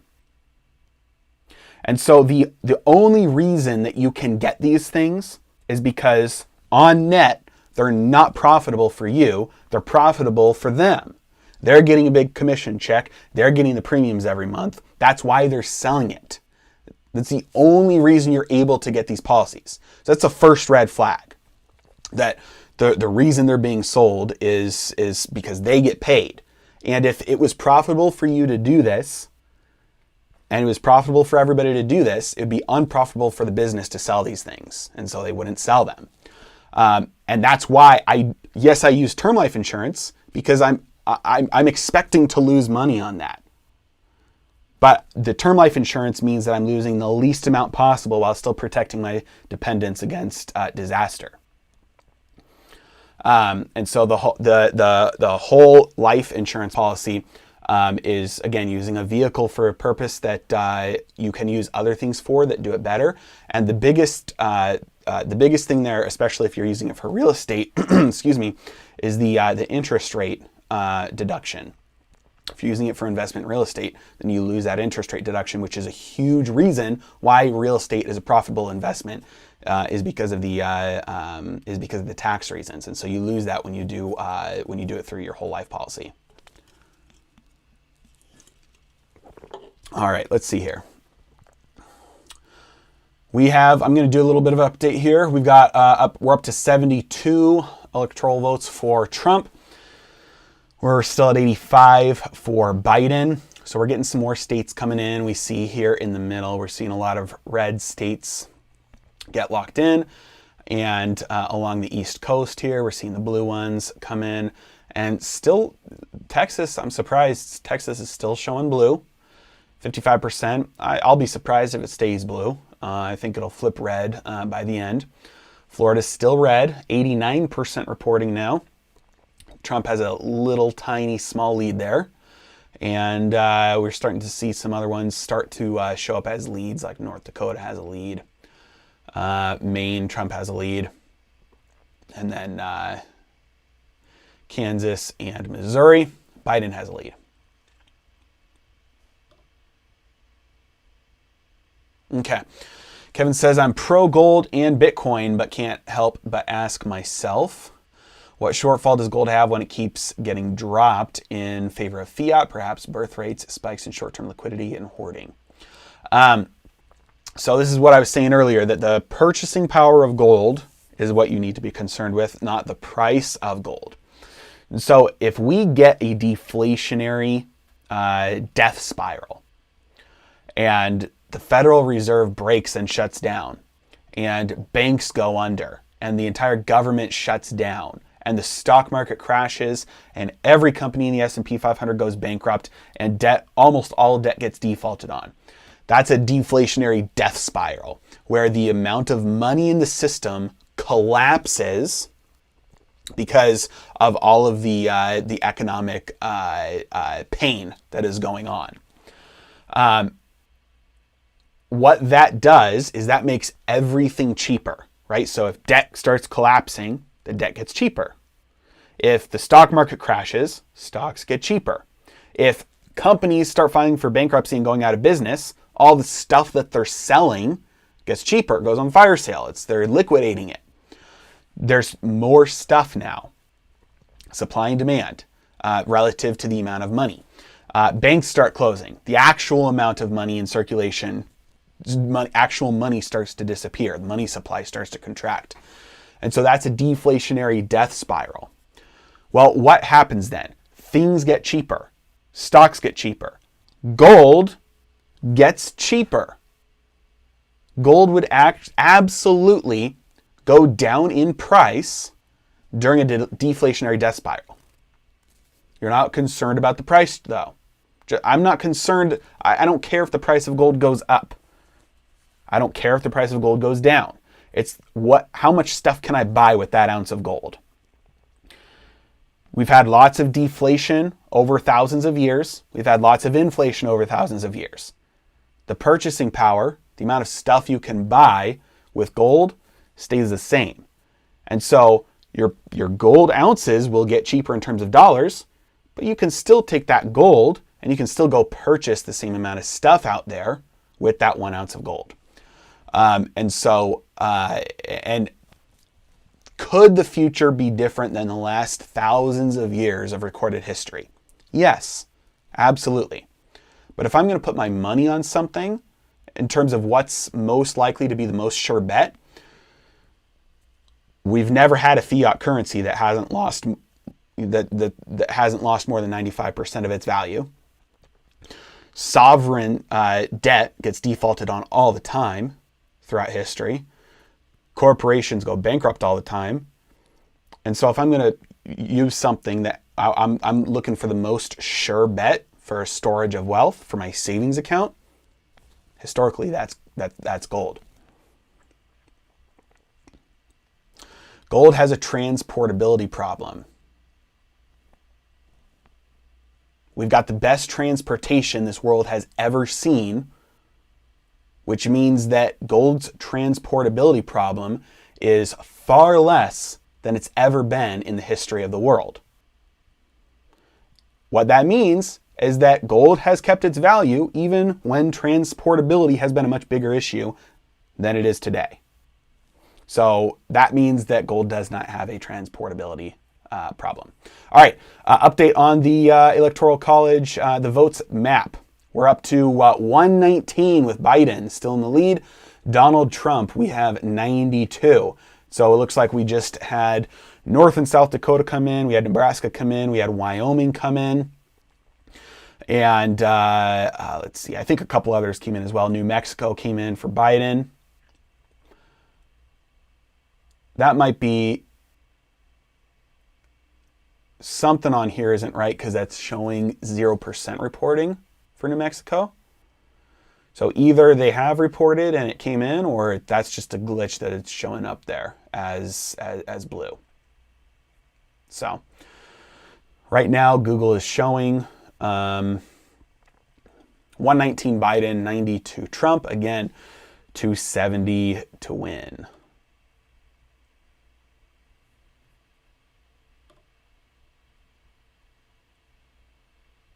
All right, let's see if we have any other questions coming up here.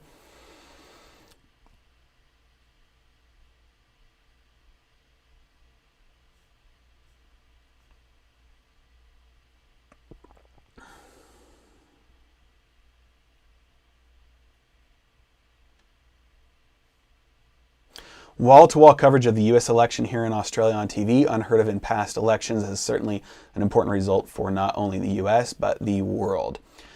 Yeah, absolutely. It's kind of funny when you consider how much the impact of what happens in America affects the rest of the world, especially now. And so, yeah, part of the reason for that is, like I was saying earlier, the Federal Reserve has to act as kind of like the central bank for the entire world. And so what happens in America definitely affects the rest of the world. And so, yeah, and it's kind of interesting. Now, that being said, like I've said many times already, I think either way, red or blue, I think we get a very similar amount of monetary stimulus, fiscal stimulus, and all fiat currencies are going down. You're in other countries, the rate at which the dollar goes down compared to your own currency matters a lot, especially if you live in a different country than where you get your income from. Then you have currency risk. And so if that's a situation you find yourself in where you actually have some currency risk, maybe you're investing in a different country or you have income from a different country, one option is to use Forex. And you can trade currencies and trade derivatives on currencies to hedge your risk, your currency risk. You can also, if you're in the States, you can also use, or other countries too, but there's not as much availability of this. You can use ETFs or funds. They're currency hedge funds.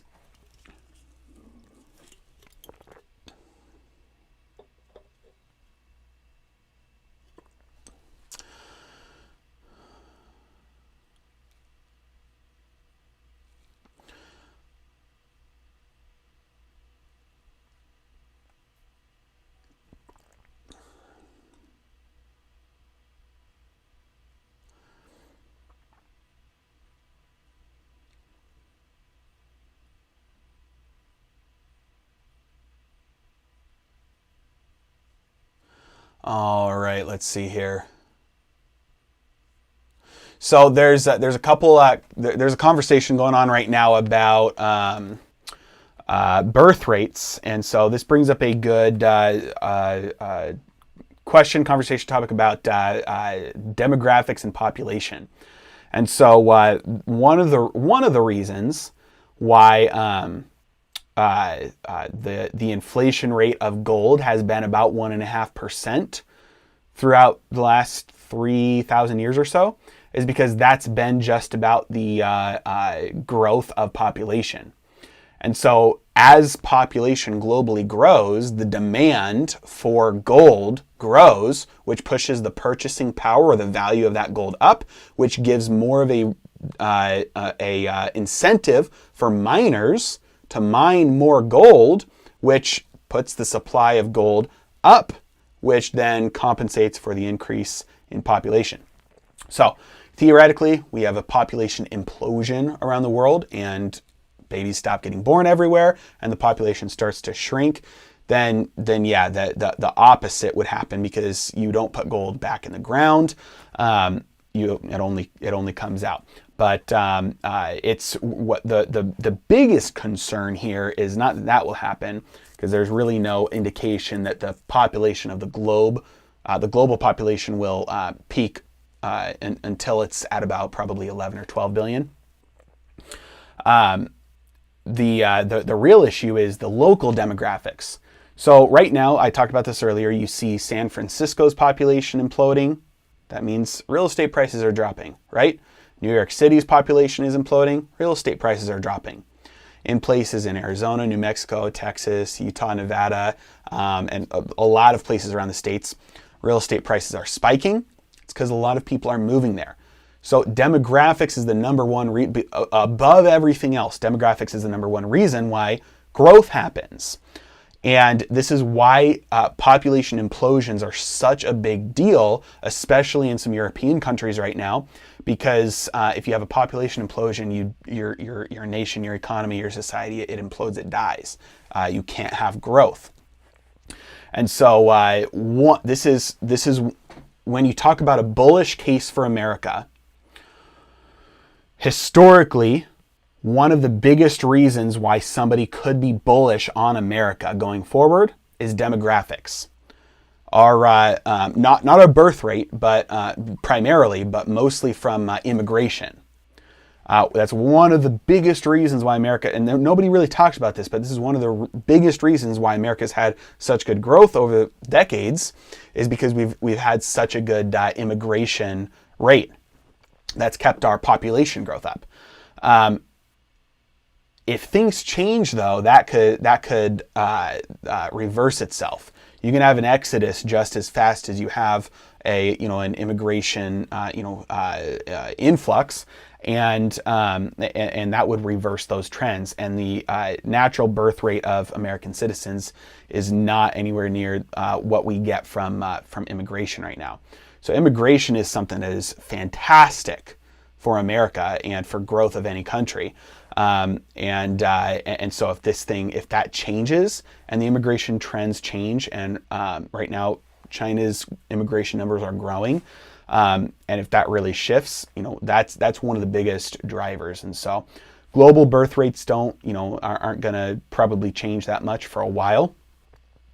Local will, though, and then immigration or exoduses from countries will determine growth or decline.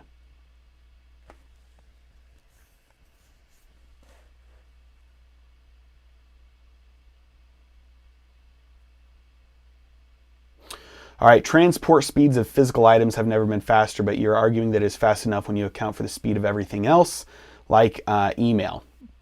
Yes, I am arguing that. And the reason is because you don't need, like if everybody banks in gold, if gold is, real money again, you're not going to go to the store and give them a gold coin. It's probably just never going to happen again.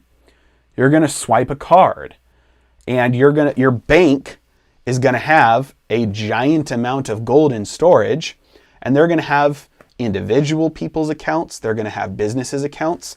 And so if you swipe your card and pay 1 ounce of gold for something to Walmart, and you have a bank account at the same place Walmart has a bank account at, that gold does not move. It stays on the same shelf in the vault. And the only thing that happens is in the computer, the bank says 1 ounce of gold left here and went over to Walmart. And so you don't need physical transportation for anything other than batch settlement. And so overnight then, you might have banks doing a batch settlement of, a couple hundred or a couple thousand ounces or tons or whatever of gold, swapping hands. And it wouldn't be, it wouldn't change. So it would be like, Chase and Bank of America at the end of the day, they say, okay, well, I had, $100 million going to you and you have $90 million going to me. So we're not going to actually switch all of that in gold. I'm just going to pay you $10 million in gold and, we'll net that out. And the same thing will happen throughout countries as well. So what you'd likely see is this happens on the individual level of bank accounts, and then with businesses, and it all then happens on the national level as well. And then probably like maybe monthly or quarterly, you have batch settlement of physical settlement of gold changing hands cross country borders as well. And then so every quarter, America would send, a couple hundred tons of gold out or bring a couple hundred tons of gold in or vice versa, or, and it would all settle out. And so no, you absolutely do not need. And by the way, this argument is one of the biggest arguments against Bitcoin is that it's not fast enough. It's too secure. It's not fast enough to serve as money because look at all the money that changes hands every day. The Bitcoin network it's not possible to support that many transactions. You don't need it to. Bitcoin would be the base layer. It would be the reserve asset. And so what that would do then is you still have batch settlement. People pay each other in Bitcoin all day long. And if there's at the end of the day, I've sent you 10 more, sats than you've sent me at the day, that's the only thing that gets settled out and transacted against each other. And so you'd have batch settlement with Bitcoin, just like you would with gold. And so the security and efficiency thing is not a hindrance for Bitcoin. The transportation thing is not a hindrance for gold. Are technological advances deflationary? Is working for home deflationary? Yes, great question. Absolutely 100%. Anything that has technology or innovations or increases in productivity, anything like that's all deflationary. And what I mean by deflationary is you get more for less. So you get more computer today than you did 10 years ago for the same money. You get more cell phone. You get more food. You get more, there's a lot of things get cheaper because technology has made it cheaper for those things to happen. And so what that means is that when we have stable prices, the Federal Reserve's congressional mandate is price stability. Inflation is theft then, because they're robbing you of what naturally happens, which is things get cheaper over time. And instead of your money purchasing more over time, that extra purchasing power just gets siphoned away to the government. And so that's what price stability means. It means things technically should be getting cheaper, but they're not because that extra purchasing power is just getting siphoned away. And price stability would be a welcome, compared to what we have now, which is things getting more expensive. But things naturally get cheaper over time. And in fact, until 1913, if you talked to an old person in 1910, you talked to them about suits or boots or horses or a carriage or whatever it was, they would say, oh, back in my day, that thing was so much more expensive. You kids have it so easy. Things are so much cheaper today than they were when I was young. So you're probably thinking, like, if you've never heard that before, you're looking at that and thinking that's preposterous. If you're old, you tell young people, back in my day, this was so cheap. A gallon of gasoline cost 25 cents. A gallon of milk cost 8 cents. It took, $2 for me to, buy a pair of shoes that lasted 30 years. So when you have a supply of money that is stable, it doesn't grow, doesn't decline, the money supply stays stable, that means things will get cheaper over time because people will be able to realize the increases in their purchasing power when that happens. What's an example of this? 1870 through 1910, the period following the end of the Civil War through the creation of the Federal Reserve. There was no central bank. The money supply stayed stable, and real wages increased while nominal wages decreased. That means the amount of money, the number of dollars that people received went down, but their cost of living was decreasing so much faster than that people got massively wealthier throughout that time. So there's massive prosperity, massive growth, and the deflation that happened, that persisted through those decades, caused that, did nothing to hamper it. So things got cheaper. That means people were wealthier. They could buy things for less. There was a lot of technological improvements and efficiencies, and people were able to realize all that because the money supply wasn't increasing at a faster rate, stealing all that wealth away from people. China wants people to have 2 kids now. I'm not surprised. Yeah, and in fact, this is another common misconception. China's not overpopulated. I know everything I'm saying tonight is the contrarian viewer heresy, right? The cities are populated in certain areas of China. Certain areas of China are overpopulated. China is not overpopulated. Same thing with the world. So get a globe, get a world map out, and if you made New York City the size of Texas, so you took New York City and you multiplied it over and over and over again until it filled up the state of Texas. So you have a population density just like New York City. You fit the entire world's population into the state of Texas. So the world does not have an issue with overpopulation. Cities do, and certain areas do for sure. But there's so much more unused land. And a lot of people say, well, that land is unusable. But there's a lot of land today that used to be called unusable. And technology and growth fixes that. And people figure out new ways to use land. It used to be that you were rich if you owned farmland. That was what made you rich. And so you needed fertile ground to be able to have wealth. And then when the Industrial Revolution happened, it meant you needed, if you wanted to be wealthy with land, you needed the land that had, that was not fertile, that was hard. You could build factories and giant buildings on it, skyscrapers. And so the land that was previously unusable became the most valuable land. And now through things like remote working and technology like that, where as long as you have an internet connection, so technology like Starlink, Elon Musk's satellite internet, you can go anywhere in the world. You can be a computer programmer for a tech company out in California and get paid a California salary, and you can work in Thailand and be living on $10,000, $15,000 a year of expenses while you're making your $200,000 a year California programmer salary. And so that will obviously go away. That arbitrage there. Arbitrage situations don't last forever. They're only available for a specific amount of time until everybody starts to take advantage of them to the point where they go away. But essentially, yes, technology is deflationary. And then I forgot, that's the question I was on. China wants people to have 2 kids now. Yes, because they need population increasing. Okay. Do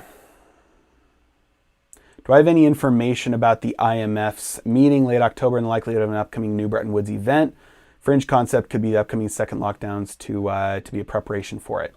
So this, I've made some extensive videos about this already, and if you've seen those, I don't have any new information. If you haven't seen those videos, essentially what he's talking about is the central bank digital currencies being rolled out globally as a way to get more control of the financial system. The common thread with the idea of top-down or centralized control, or really just socialism, communism, is that if we have the right people in place and we have the right information, then we'll be able to do it effectively. We'll have the right outcome. And so a central bank digital currency in place of the current banking system, the current money system, will allow a lot more information, because now every transaction comes through your door and you can monitor it and control it. And if you want to incentivize or discourage any action, you can make a bonus for it, or you can make a tax on it, right? So if you want to give people a welfare check who live in certain areas, certain zip codes, it takes a click of a button.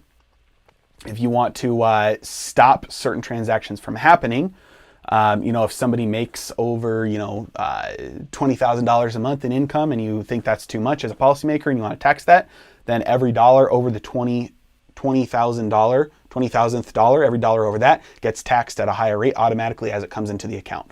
And so it allows a lot more speed. You don't have to go through the politics. You don't have to go through the bills being passed. You can manipulate fiscal and monetary policy as one together immediately in real time. And they think that they're smart enough that they'll be able to do that in a way that causes outcomes to be good. It's possible. It's just not likely. It's probably the least likely thing. If history shows us anything, it's that decentralized systems are anti-fragile and centralized systems are fragile. If history and science and biology and everything we know about the universe teaches us anything, then it would be that centralized systems are fragile. And so if you create a large system and try and centralize it, it breaks and it fails.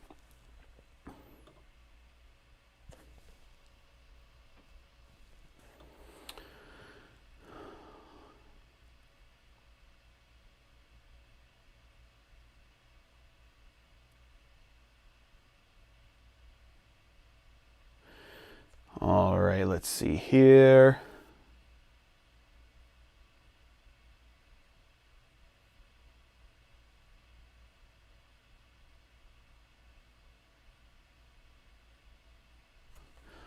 I don't know what metric you're using, but the world, including China, is way past overpopulation. I'm not sure if that comment came in before or after I explained, but purely the amount of land on Earth per person, not overpopulated. There's certain land right now that we can't use. That'll change as we need to use it. All right, let's see here. We as a species are consuming multiple times the sustainable level of consumption annually. Again, that's one of the only constants throughout history. Humans have, throughout history, have consumed less and less and less and less per person and become more and more and more sustainable as time has gone on. If we all lived as hunter-gatherers today, there'd be all of our wildlife would be decimated. And so as the need arises, this is why none of these doom predictions about nature ever come true. Because as the need arises, people figure out ways to do things better and utilize resources in more efficient ways that haven't been able to be used that way before. Phoenix, Arizona, one of the hottest, most or least amount of natural water in many parts of the United States, and I think somewhere around 10 times as many people today as there were 30 years ago. Uses much less total water today than they did 30 years ago. It's because they figured out ways to recycle the water better because the need arose. So population went up by a ton, but the total population went up, total water usage went down. And so that's just one tiny little micro example of what people do. Infinite growth on a finite planet does not equate. It's not infinite, and it does equate as far out as we can see and go. And honestly, what's the alternative? Because the implicit alternative there is slaughter people. That's turned out well. All right. Do you feel the Fed's YCC, I believe that would be like the Fed coin, like the digital currency, it will ultimately fail? If so, when do you project that would happen? Oh, yeah, YCC. Where are you talking about? The yield curve control, I think there. When do you project that would happen, and or what do you envision that would look like? If not, why not? Good question. I think ultimately, it will fail. I think it will take a lot longer for it to fail in the way that you're talking about here. And most people, when they talk about yield curve control failing, they're talking about the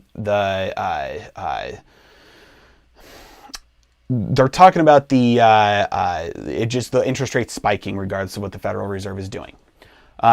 We have to remember interest rates have an inverse correlation to the price of the debt.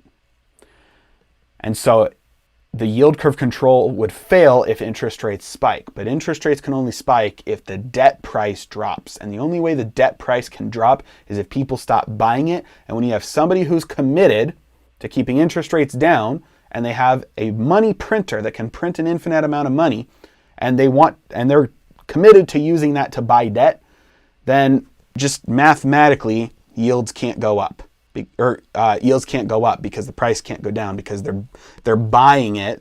Every time the debt comes down to a certain price, there's a floor underneath it with an unlimited money printer keeping the price of the debt at an elevated level.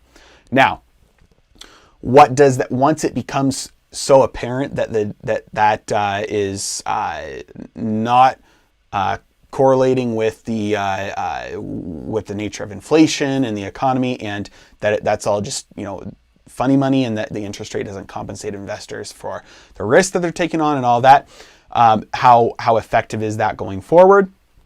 The credit markets will probably break at that point, but I think that's not anytime within the next couple of months. It's probably a couple of years. These types of things can keep going longer than it seems like they should.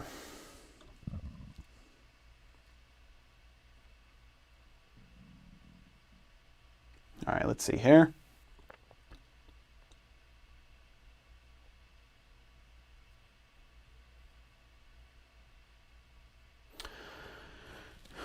Even though it's still even though the central bank digital currency is still a continuation of the debt system, will this regime be inflationary or deflationary? Definitely inflationary, because once the people in power have no natural limitation on how much money can be spent, there's nothing that's going to stop them from spending. And that's the key. A lot of people talk about how QE is deflationary because of what it does with bank reserves. It's not, because QE is essentially monetizing government debt, and it's government spending. And so it's new money that got printed that then got spent by the government into the economy.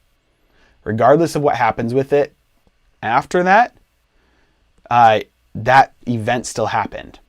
And so yes, central bank digital currencies, the only thing that they're doing is creating a more streamlined system between monetary and fiscal policy.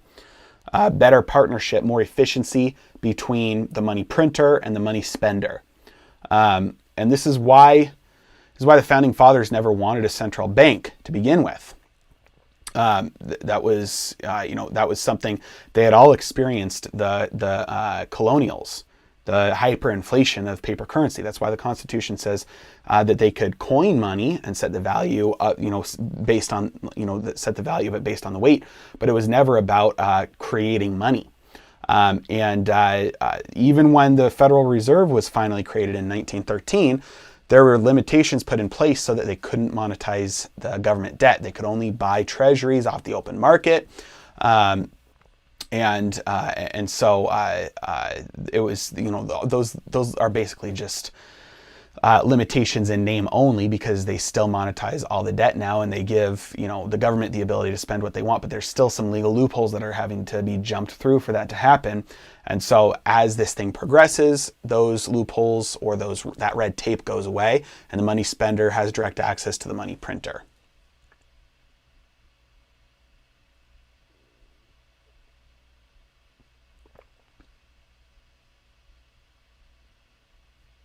All right, China and Russia pretty stable for a centralized system. No.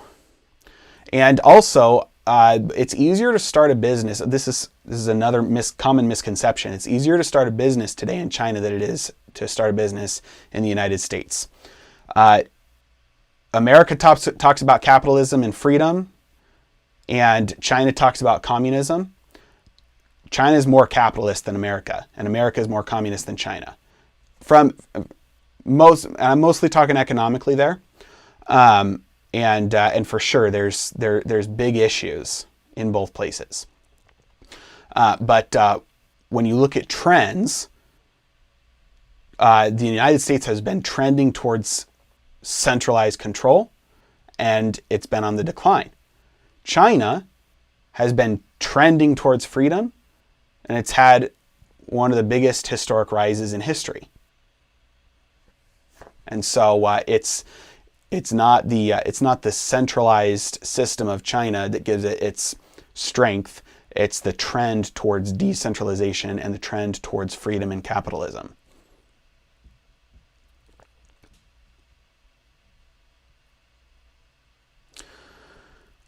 All right, can I discuss the concept of Wall Street hunting stop losses, triggering a sale, and then running the price back up? I feel this goes on, but haven't really researched it. Yeah, it happens. If you're investing, if you're a small day trader, it can make it difficult for you to do that, because if you are setting your, so here's the first thing. It's only going to impact you if you're a small trader, less than a couple million. It's only going to affect you if you're day trading or trading very frequently. And then it's also only going to affect you if your orders and your stops and your patterns are the same as most other people. Because if you've got an order to buy $100,000 worth of Amazon, there's not a firm on Wall Street that will know about your order or care, or would it be profitable for them to come in and try and get you a bad fill, or if you've got a stop order to stop you out or sell you out. It's not going to happen. But if you plus a million other people all have a stop order on, I don't know, Tesla at a certain price, and Robinhood is selling all that data to high frequency traders, and it's close, yeah, they might throw, a couple million shares of a sell order in there to hit those stop orders, which would then push the price lower because you and all your buddies sold. And so that all that selling pressure pushes it lower, and then they can buy that back in at the lower price, which then all their buying pressure pushes it right back up. Yeah, that happens. They're little moves, happens a lot for little, couple cents at a time. And if you're just buying something and holding on to it for a long time, that's not going to hurt you. That's not going to impact you. If you're trying to day trade, that could make it harder. But then again, it's only if your orders are the same as everybody else's. So, and then this using stop orders as well. Maybe use alerts instead of stops so that you can make the trade yourself instead of having the computer fire it off for you.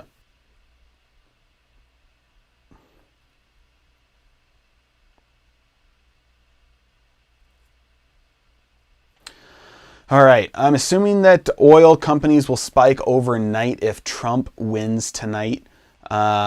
Potentially, yeah, we might see. I don't have a confident call on what will happen to oil specifically, regardless of what happens tonight.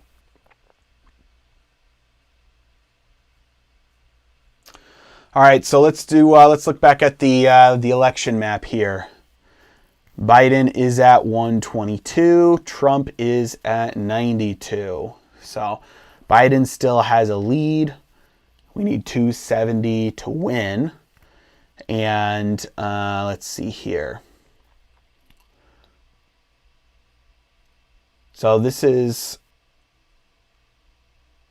we've got some red states up here in, with North Dakota. Those ones came in earlier. So we haven't had much of a change since last time we looked. 122 and 92. Let's see what the futures are doing. Gold back down below 1900, just a tad bit, nothing severe. Silver down a little bit more, 2370. Again, this looks to me like the gold trading desks trying to push down the price a little bit. I still anticipate for the next 2 months that once we get a breakout from this downward trend that we start to rally hard. and then the markets started to fall. So this is nothing I didn't anticipate. I thought that today would probably be the low point. I was surprised at how much the stock market rallied earlier today. If we look at here, we had this big pop, and I apologize if you can't see this very well. Let me see if I can move my face so you can see the chart.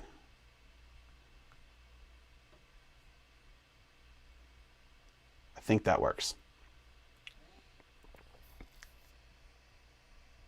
Okay. So I was surprised we had this rally today, and we're coming back down here. And so if we have a drop tonight, overnight, then I would anticipate tomorrow we start the rally. So again, we'll see, but that still looks like my expectation, and so I'm not surprised at all that we're seeing a little bit of a drop here in the market of with both gold and silver stocks. Okay.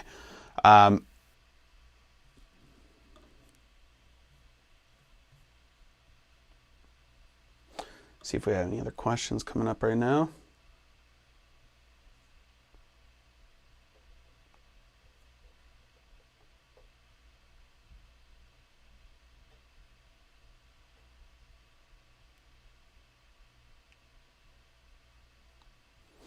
And it looks like Texas just flipped back red. Texas was looking blue for a while and flipped back red now. We're at 64% reporting for Texas. So still a while ago, and we'll see.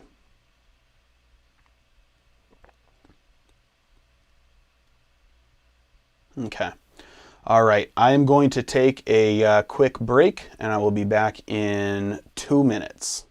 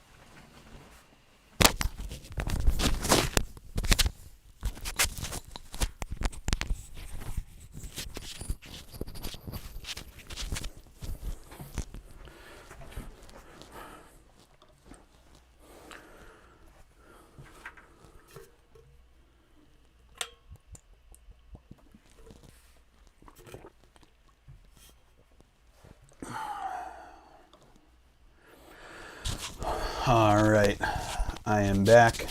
Thank you, everybody who is still hanging on, still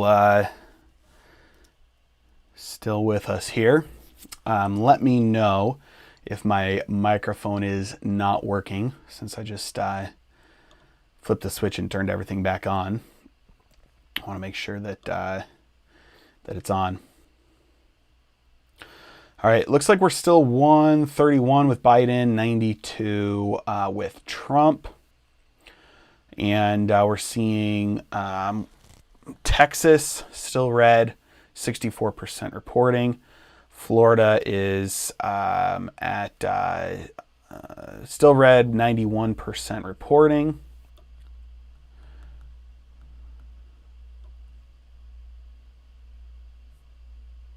Okay. All right, question here. Since the market is artificially inflated, is it worth investing long-term regardless of what happens to the market or our currency in the U.S.? Good question. As long as you are hedged for short-term volatility, because if you look at the Dow, during the Great Depression, if you look at Japan over the last couple of decades, there are certain times when markets take decades to recover. Decades. That's a lifetime. That's a generation. And so if you're hedged to protect against big drops like that, or if you're invested in income producing assets, in cash flowing stocks, if you're invested in markets outside of just your country, to make sure that if your country is the one that decides that it's that the stocks don't do very well, you have exposure to other markets as well. Those are all things that can be done to eliminate or reduce the risk of you just buying something right before a generational crash. Most companies don't go bankrupt. Or over a short amount of time, most companies in a stock market index don't go bankrupt over 10 years. Most of them survive. And so if we do get a stock market crash tomorrow that rivals or beats all crashes in history and doesn't recover for 30 years, you still own ownership, you still own equity in a company that is trying to make a profit and will do what it needs to do, go to different markets, different countries, whatever. You're still a legal owner. And so in terms of stocks versus cash doesn't come back. Fiat currencies go down, they don't go up. The printer doesn't suck back in those dollars that were created that caused the value to go down.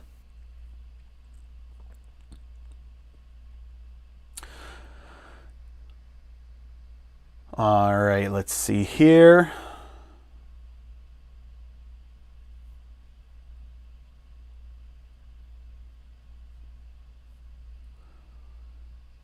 Yeah, it looks like there's some difference in sources on, so like this one in Virginia, 47% reporting. It's showing as Biden, even though 55% of the votes went to Trump and 43% of what has come in has gone to Biden. I don't know whether that's an error, whether that's a glitch, or whether that's just how the votes are counted and who is left to vote. I'm not sure why there's some things like that showing up. For the most part, if you have on some of these, like you're going to see whichever one, like the red states have a higher percentage vote going to Trump, the blue states have a higher percentage going to Biden. So something like Virginia, something like this happening, I'm not sure why.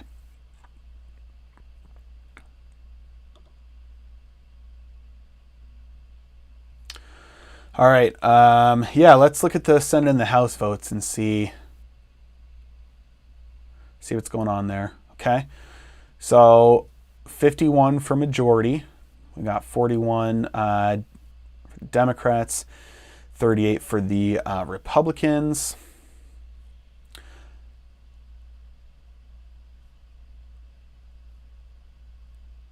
So we still got a little while to go on the Senate. Let's see what's going on with the House. We need a 218 for majority here.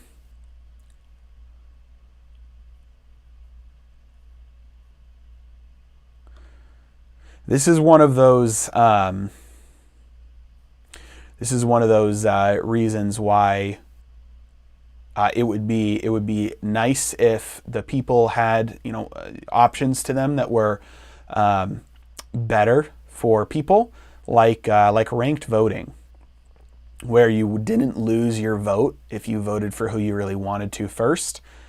So like, let's say, hypothetically, let's say there are a lot of people who wanted to vote for Jorgensen, but decided not to because they didn't want to throw away their vote because they knew she had no chance of winning. With ranked voting, you could vote for Jorgensen and then your second pick after that. And then if Jorgensen doesn't win, then your vote gets moved to the next one down. This could apply to, senators and representatives as well. And it would break. The reason why it's not an option is because it would break up the two-party system and the power that each party has. Because people wouldn't feel like the risk of throwing away their vote if they voted for somebody of an unknown party or a less popular party, and that would give those other parties an opportunity to rise up and take away some of that monopoly power that these two parties have.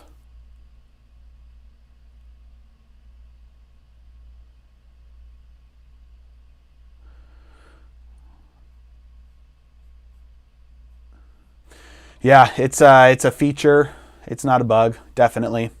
The people who are, if you look at, this is why, like what Charlie Munger says, show me the incentive and I'll show you the outcome. Well, the incentive is for them to keep their power, and so the outcome will be results that allow them to keep their power.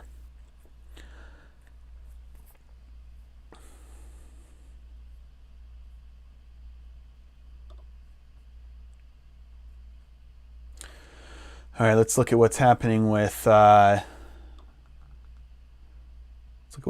markets. See if anything. So silver's continuing its drop here.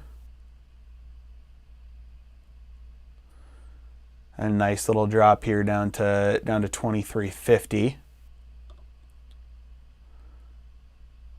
So still well within the range here. So we've got higher lows coming up here, lower highs after a big rally.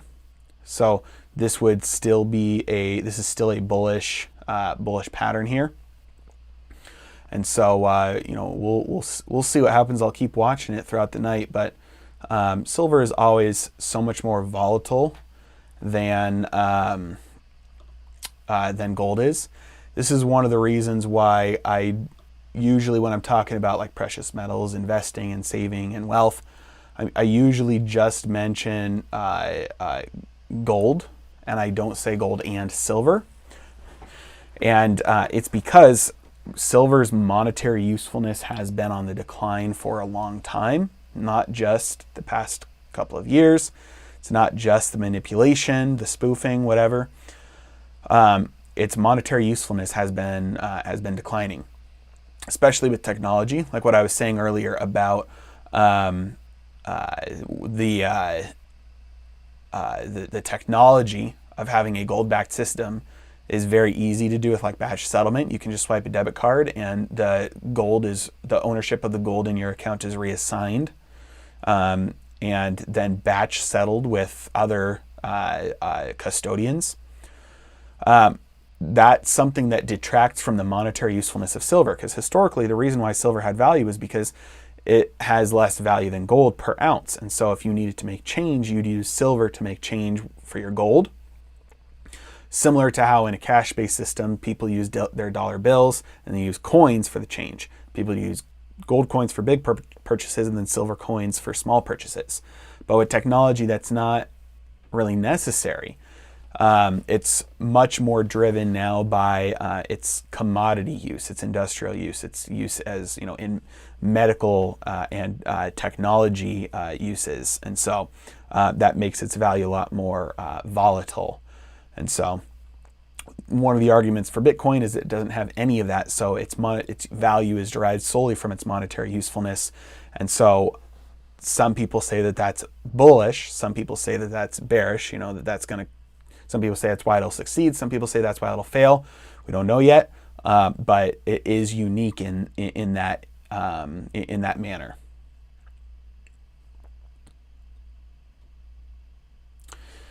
Any thoughts on Boeing stock long term?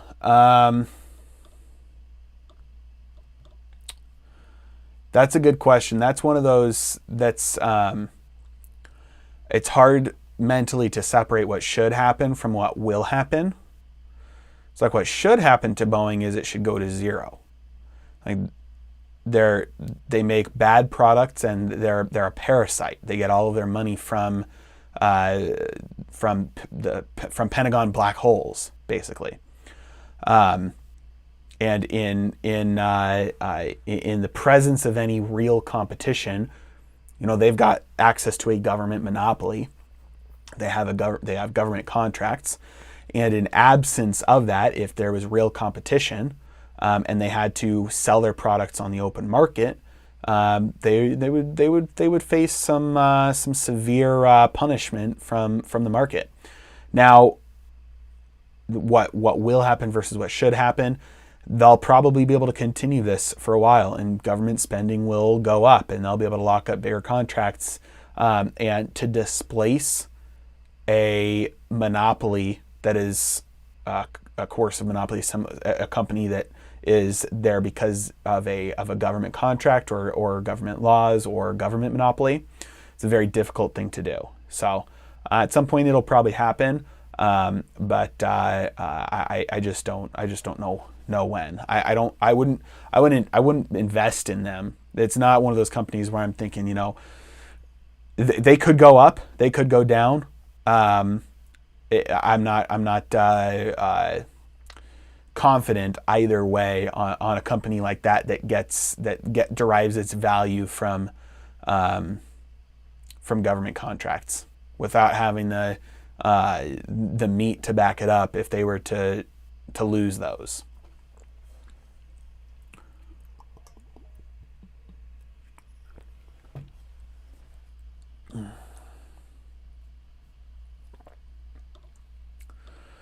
Somebody said something about gold selling off too, so let me look at gold. See what gold is doing.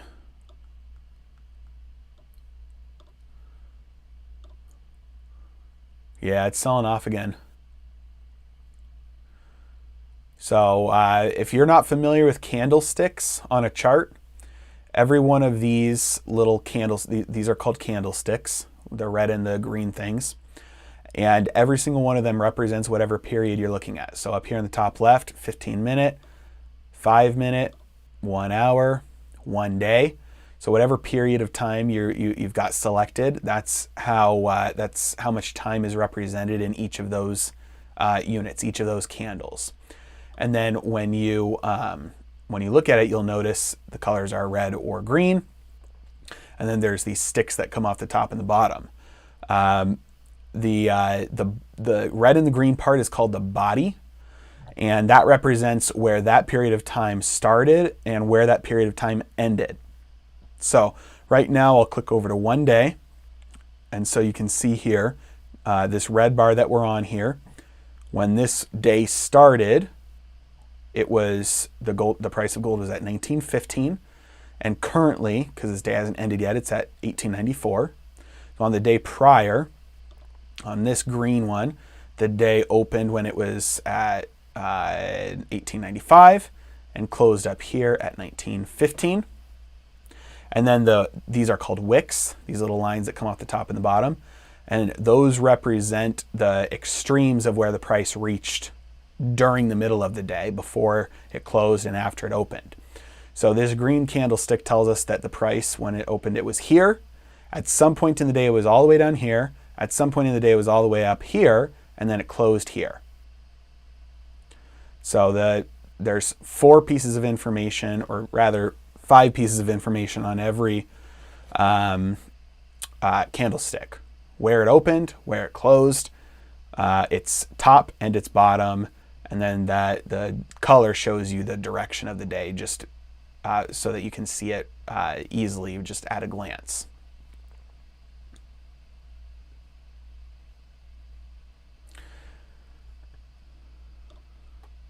So we're seeing a little bit more of a drop in gold. Again, it looks like this is, I would not be surprised to see this continue, to see a bigger drop here. I would not be surprised if we come all the way down to 1850 actually even, before we see an ultimate breakout to start to rally hard. Whenever you see these big bottoms form, you can kind of guess that that's where whenever there's big short interest, that's where the big players are going to get out of their shorts. And the only way to get out of shorts is to go long. And so when we see big bottoms here, like where there's resistance here, support here, and here, right around this 1850 line, you'd expect that every time it comes down to 1850, they know that the price is going to stall out there, so they're going to start to buy back their shorts to close out their losses or take some profits, and that buying pressure will push it back up, reinforcing that level as a strong support level. So I wouldn't be surprised to see us come down to 1850 and then continue to consolidate in here until we finally break out.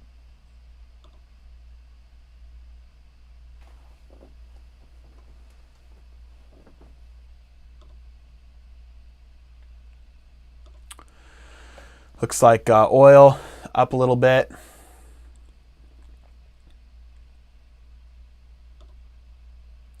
And then stocks are back up. They were down. Now they're coming back up a little bit. So bouncing around a little bit.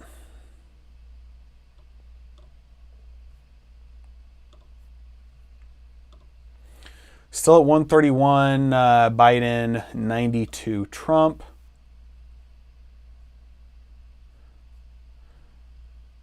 And we still have that weird thing going on with Virginia, and there's probably some other people talking about this right now. I'll be the first to admit I'm not anything close to an expert on the political systems, especially with voting and how this information comes in and when it's called, and so I'm not sure why it's happening, but it looks still showing higher percentage votes for Donald Trump in Virginia, but it's been called for Biden, and so don't know what the reason for that is, whether that's legitimate or not, whether it's a glitch, not sure yet. Texas has been flip-flopping back and forth, still red. 67% reporting now, still showing red. Florida, 91%, still showing red.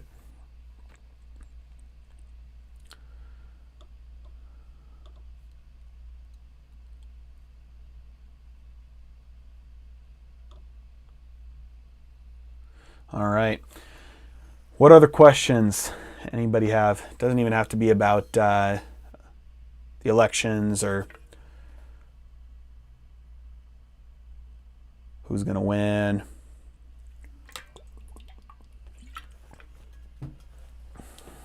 I really appreciate everybody who has joined in today,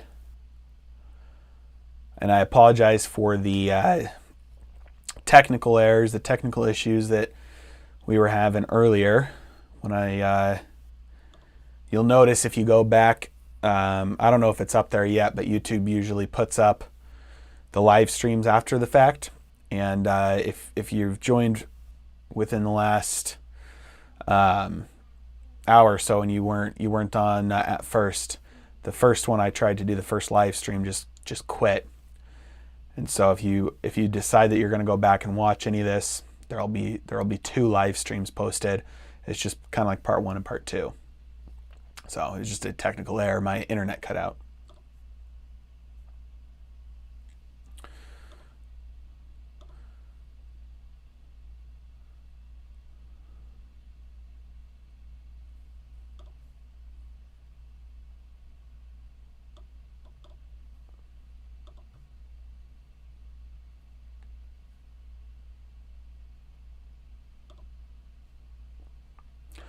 All right, what else do we want to talk about tonight, guys?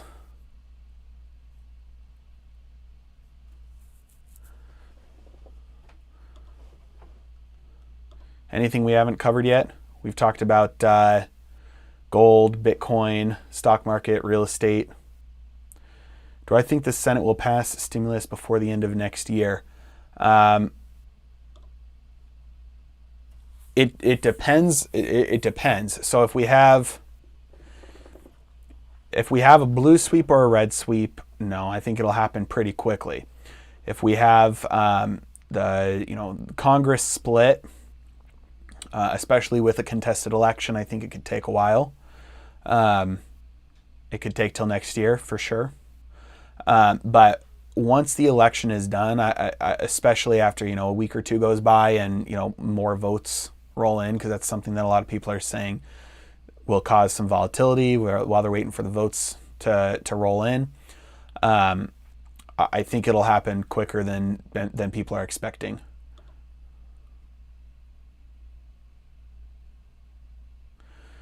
Which political party is more pro-crypto?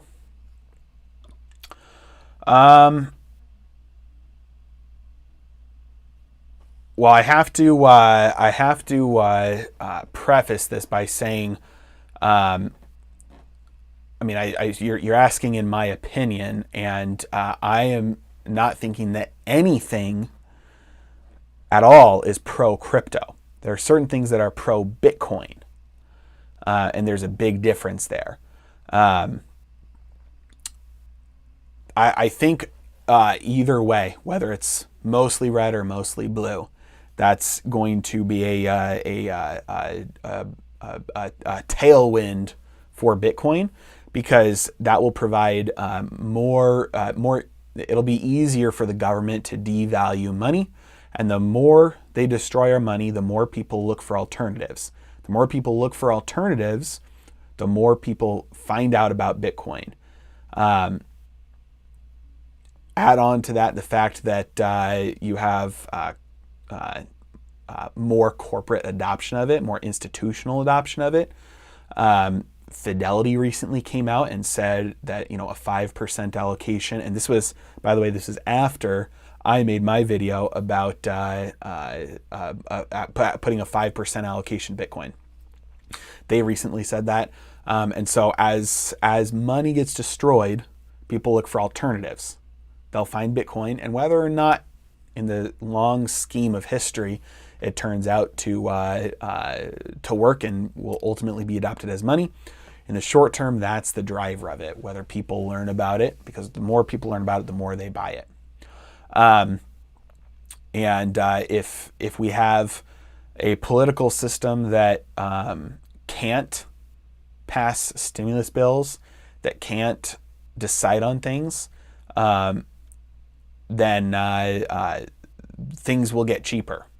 And people don't look for alternatives to money when things are getting cheaper. People look for alternatives to other things, but not to their money.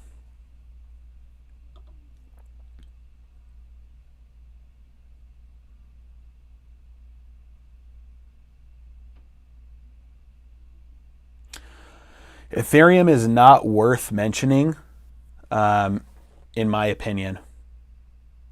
Its value proposition has yet to be proven. And so I said this earlier, but so for anybody who already heard me say this, I apologize. If any cryptocurrency survives, it will be riding the coattails of Bitcoin. And if Bitcoin does not survive, no other cryptocurrency will survive. With the amount Bitcoin could possibly go up versus the amount that it could go down. Like if it becomes money, its intrinsic value is right around $400,000. If it doesn't become money, it goes to zero. So you're looking at risking 13 grand to make 400 grand. With that risk to reward ratio, I'm not concerned if Ethereum does 100x or Ripple does 200x, because the odds of those happening are are so much less than the odds of Bitcoin doing that.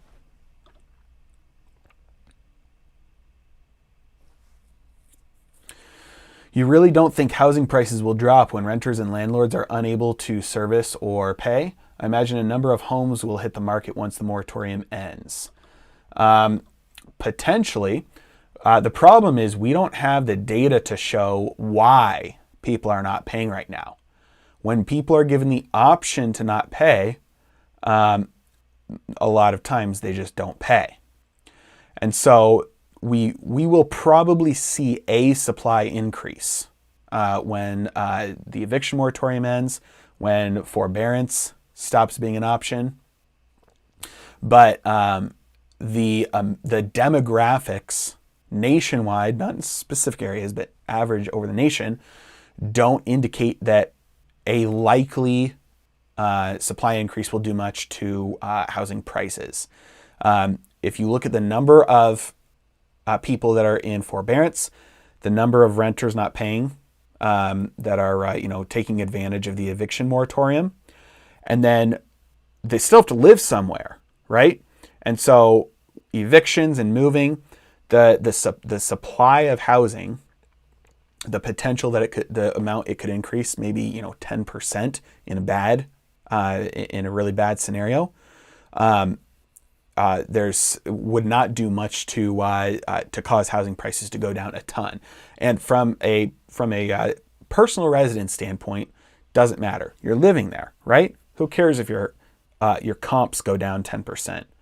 You're living there. The only reason that would matter is if you want to sell it to move somewhere else. But then wherever else you're going to move is probably doing the same thing. So that place is getting cheaper. From an investment standpoint, it's not going to matter to you if you're investing for cash flow, because you evict your renter and you get another one in. And everybody has to live somewhere. And so these policies that are designed to make housing more affordable or easier for tenants, they usually end up doing the opposite and make prices at the very worst, under the table prices will go up a lot to compensate for all the other trouble. And so everything that I'm looking at right now, things can change, but I'm not concerned about a drop in the average housing prices around the nation.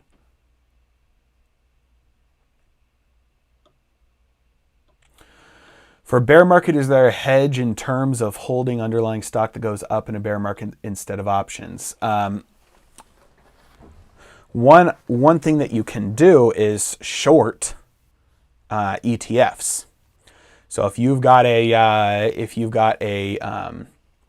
portfolio with a beta, you've got a nice mix of individual stocks, and you want a hedge. Let's say they start going down. You have a certain spot at which you have an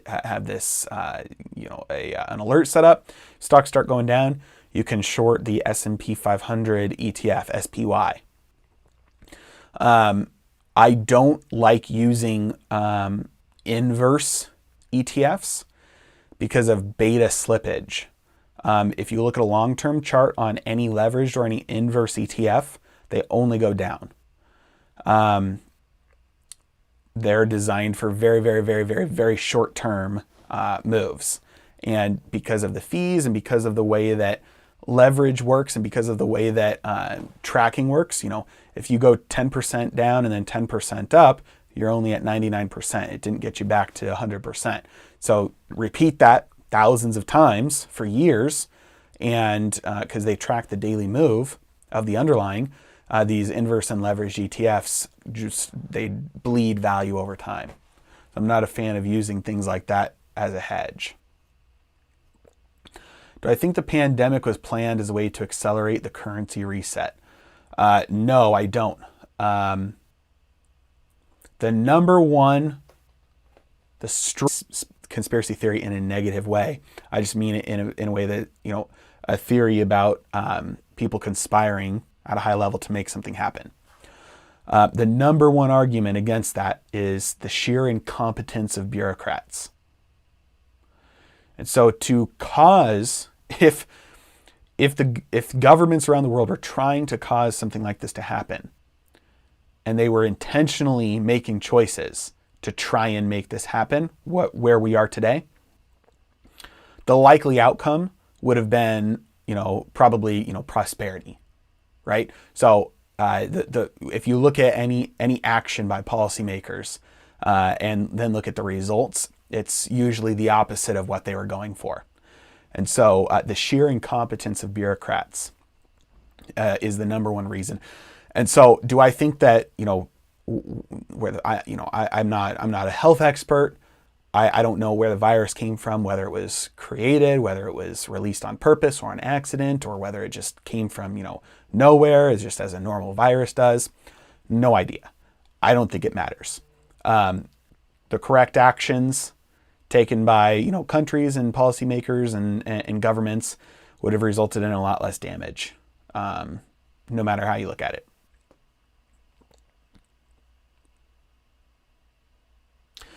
Is it possible to have a rent forgiveness for tenants and compensate the landlords? Yes. I don't know recently if it's still in there, but in one of the revisions to the stimulus bill that they're trying to get passed, there was a provision in there that would have money set aside to go to landlords whose tenants were not able to pay rent since they couldn't evict them. And so I would imagine, and this is another reason why I'm not bearish on real estate right now, I would imagine that if the stimulus bill that gets passed ends up including some sort of an additional 12-month moratorium on evictions or something like that, that there will be something in there to compensate landlords, simply because there's so much money in real estate lobbying and controlling politicians. So it's hard for me to believe that they would or could pass something that would be so anti-real estate. So much of our economy and so much money going in to line the pockets of politicians comes from real estate. And so, yeah, I do think that there would be something in there to try and compensate landlords. And it may just be, an extension of mortgage forbearance. And people who have their properties paid off will be forced into mortgaging their properties so they have cash to live on. And so that could very well be the included compensation. And it may not be just direct, checks. So we'll see.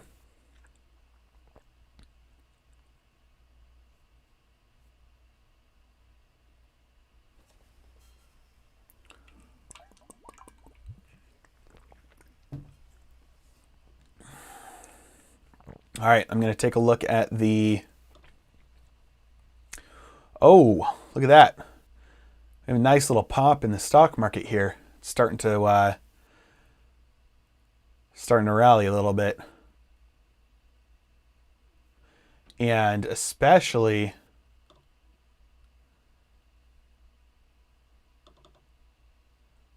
the NASDAQ. We're up 3.5% right now. So that's a big move for the NASDAQ. So I'm on a daily chart right now. So this was the crash. Oh, I'm sorry. Let me move my face.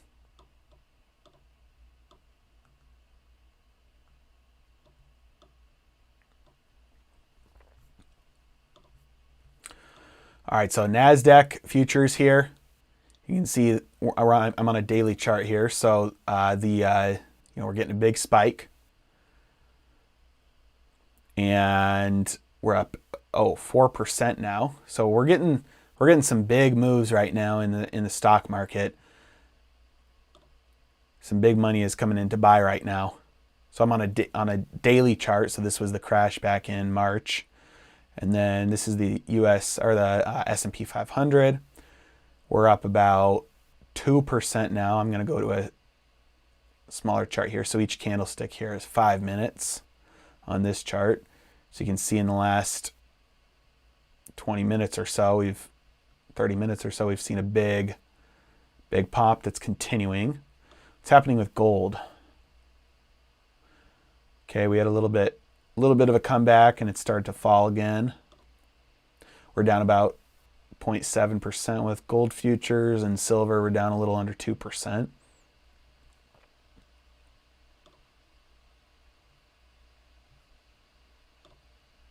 So stocks are starting to move.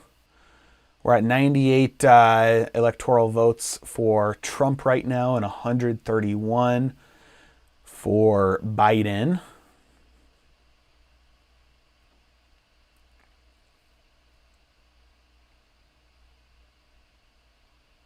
Again, 270 to win. Looks like the swing states are Arizona is showing a little bit blue right now. Florida is showing a little red.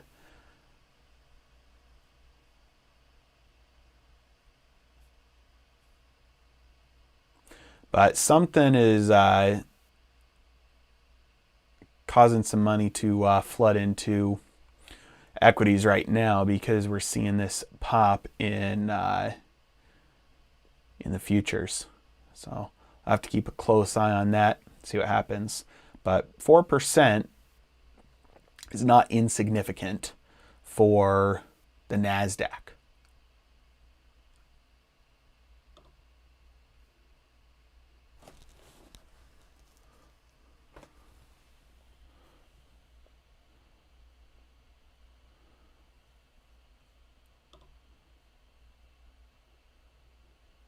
Let's see here.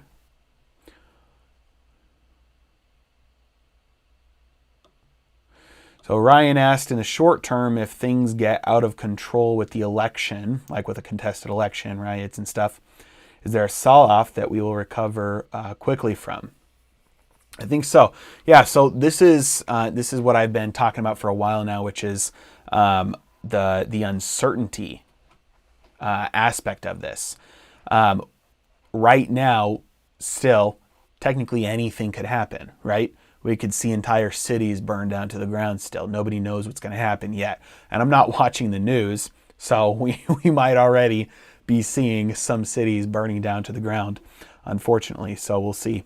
But once that stuff starts to happen, once people know there's a contested election, once it's going through the courts, once some of this right now is the most uncertain time there is. Anything that happens from here on out, uncertainty starts to leave. Certain bad is better than uncertainty. Markets can work with that. You can reallocate. You can adjust your positions. And so we'll see what happens. But I do think that even in like the worst case scenario, probably come January, February, is when we would start to see that big melt up rally that I've been predicting and forecasting for.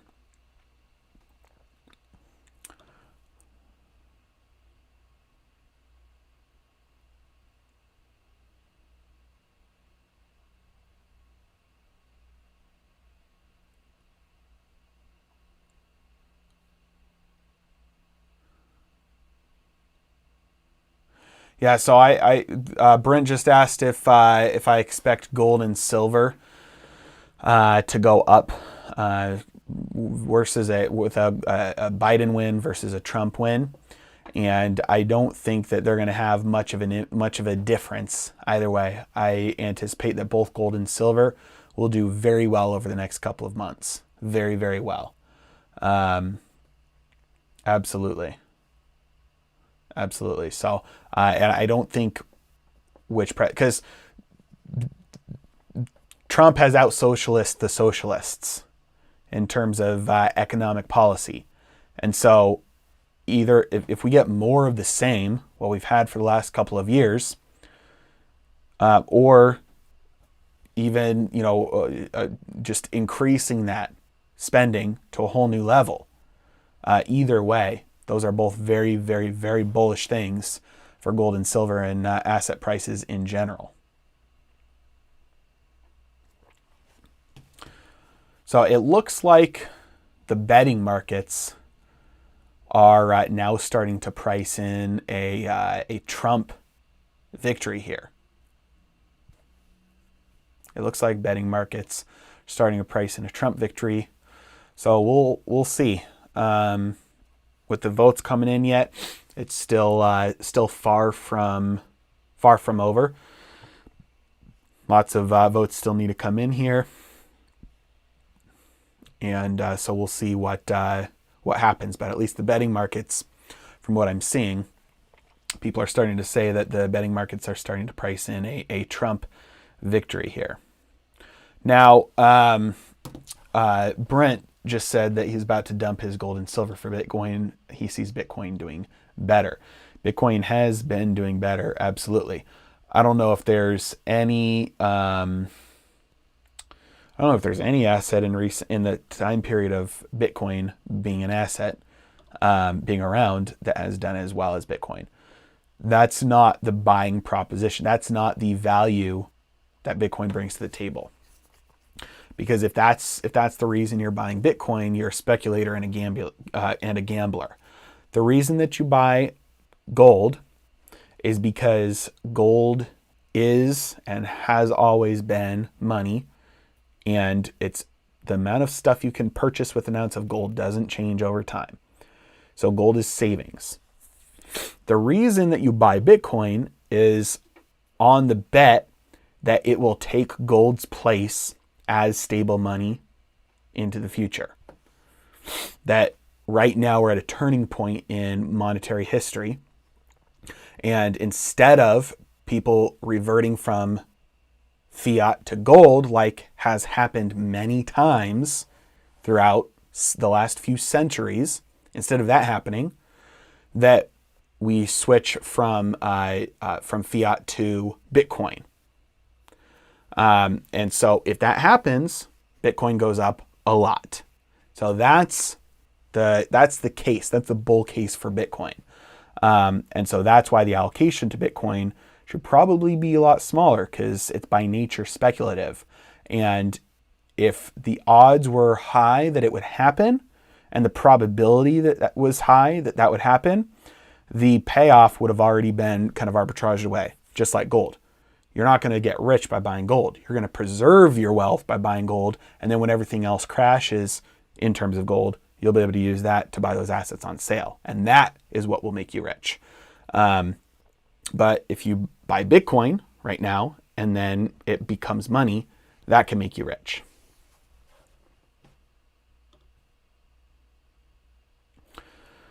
What platform do I recommend for holding or buying Bitcoin? I watched your video about your recent allocation into it, but I don't know how to make a move into it. Coinbase. Personally, I would stay away from Coinbase. They're for security reasons. They're easy, but for the easiest, like to just get in, to slowly start putting in little amounts, like even if you're buying, like $10 a day or, 20 or $30 a week or something very small like that. The Cash App by Square is what I like the best. It's super incredibly easy. The friction on getting in is very low. Pricing is great. And then if you're going to make a large purchase, there are a lot of options, and I would probably, this is personal preference, and there's many Bitcoin experts that have the details on which platform is best to use for that. But I'd probably even move it to cold storage, because then I have it, I'm not, I remove that counterparty risk, just like I'm holding onto my physical gold myself. And then if it's in your IRA, or you're trying to move some of your 401k into Bitcoin, I use iTrust Capital. It's the link there. The link for them is in the description of all my videos. And so this is the easiest and cheapest way to do Bitcoin, or actually gold and silver, inside of an IRA. And so you can move part of an old 401k into there. You can move part of an IRA into there. You can open up a new IRA and make a new contribution. But no paperwork, really easy to do, really good pricing, very secure. They've got all the latest encryption technology and all that. All right, let's see. I think we need the economy to crash under Biden, not Trump. I think we can at least regain capitalism after Biden. Everyone will turn harder to socialism if the economy crashes under Trump. Yeah, absolutely. It's always the incumbent that gets the brunt of the blame for certain things happening, which is why there were a lot of people expecting that Trump would lose this election once the coronavirus really started to hit the United States hard. Now, with that being said, our country has slowly and steadily been moving towards socialism for decades. Slowly but steadily, it's been creeping in.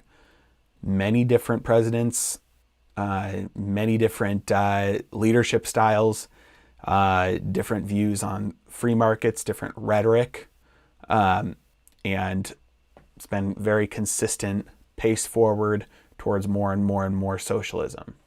So, if Biden wins tonight and then the economy crashes, a lot of people think that's a victory because then it crashes under Biden.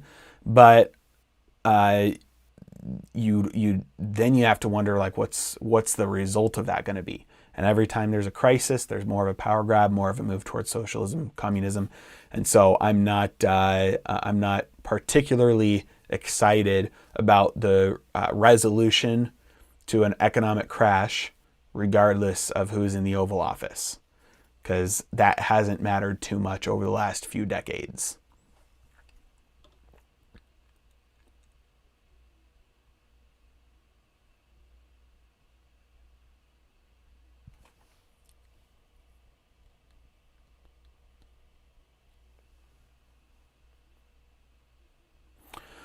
All right, do I think something like universal basic income will happen when automation takes off? So that's a loaded question because it assumes automation has not already taken off and that universal income is contingent on it. And I don't think either of those premises are correct. Technology has been increasing at drastic paces for all of human history. That's what growth is. It's get more for less. It's what deflation is. We've been automating things for all of human history.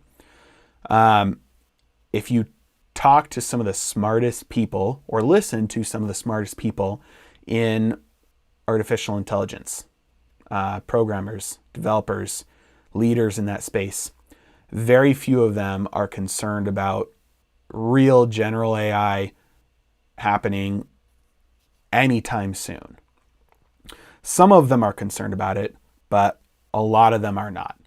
Now, that doesn't mean we won't have automation, right? Because, like I said, automation has been happening for all of human history.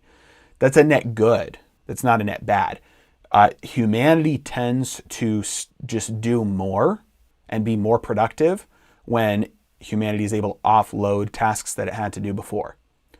And so back when the space program, we were trying to get to space, that's around the time when the computer, the actual electronic computer, was invented or was starting to be used. Before that, when you looked up the definition of computer in the dictionary, it was a person who did math equations on a piece of paper by hand. People's job titles were computer. They computed calculations. So did the invention of the computer put smart people out of business? Absolutely not. It created hundreds and thousands of new jobs and industries and multiplied the productivity of humanity. And everybody who was a computer before, some of them were like, well, that sucks, I'm out of a job. But a lot of them learned how to use the electronic computer and multiplied their own productivity. And it didn't on net hurt society, it on net benefited society. And that's the story for all of human history. Add on to that the fact that, and I know we're getting a little bit away from just pure economics here, but add on to that the fact that the jobs, the lowest income jobs, are mostly already all automated away.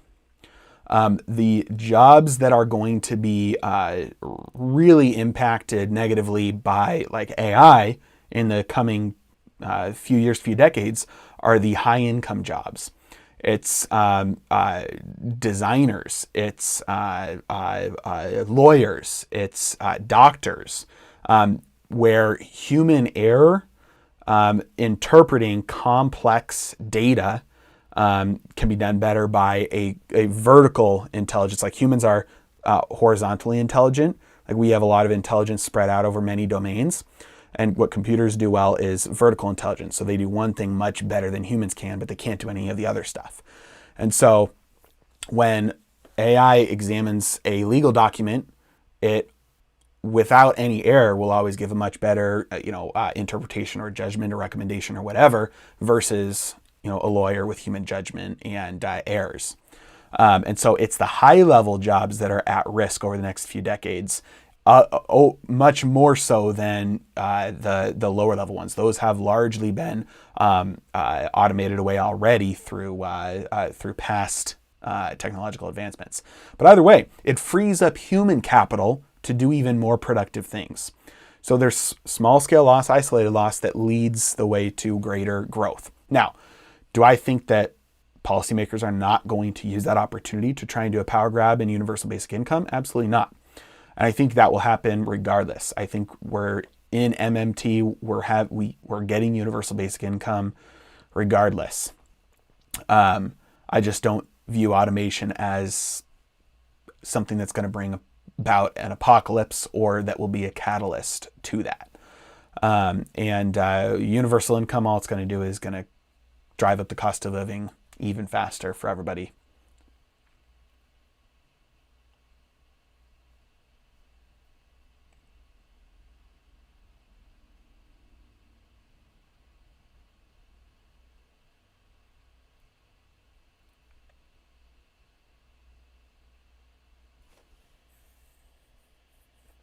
It doesn't have to be artificial general intelligence for AI to be really disruptive, right? So that's what I was talking about, that it just because it's not AI, it's automation. Yes, I agree on that. But all throughout human history, that disruption has been deflationary. It has been good. It has caused advancements. Despite local small-scale losses, it causes wide-scale growth. Do I think that this increase in automation of industry will inevitably increase socialist views as a whole? There's always that tendency to view the change as bad and to try and do something about it, to preserve what has been built rather than allow what is coming to take you forward. It's just a matter of who has who wins the argument, basically, politically. And if you look at the trend over the last few decades in our country versus other countries, it looks like we are heading more socialist.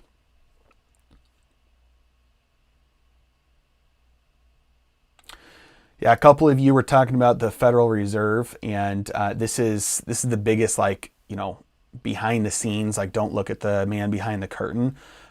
Most issues that we face today are, if you trace them back, they are sourced with what's going on at the Federal Reserve. It's just that's where most of it goes back to, and the Federal Reserve is what provides the money and the means and the power for the government to do all of their take all their actions and put in place and fund all the policies that cause a lot of this damage. And so if we could get rid of the Federal Reserve, now it also depends on what it's replaced with. if the Federal Reserve is shut down, but it is replaced with, I don't know, a digital currency issued by the Treasury, and then all of a sudden you have central banking directly underneath the government, instead of having the separation between the government and the Federal Reserve, that would be worse, because all you're doing then is merging the printer with the spender. And since there's some separation there right now, that puts some limitation on what they can do. If that gets folded in, then and that very well could be, like, I would not be surprised at all if the next collapse or whatever, next crash, whatever the next catalyst is, the solution is issue a new currency from the Treasury instead of the Federal Reserve, and it'll be called a Treasury dollar or something like that, and it's a digital currency. I would not be surprised at all to see something like that happen, and I don't think it would be good.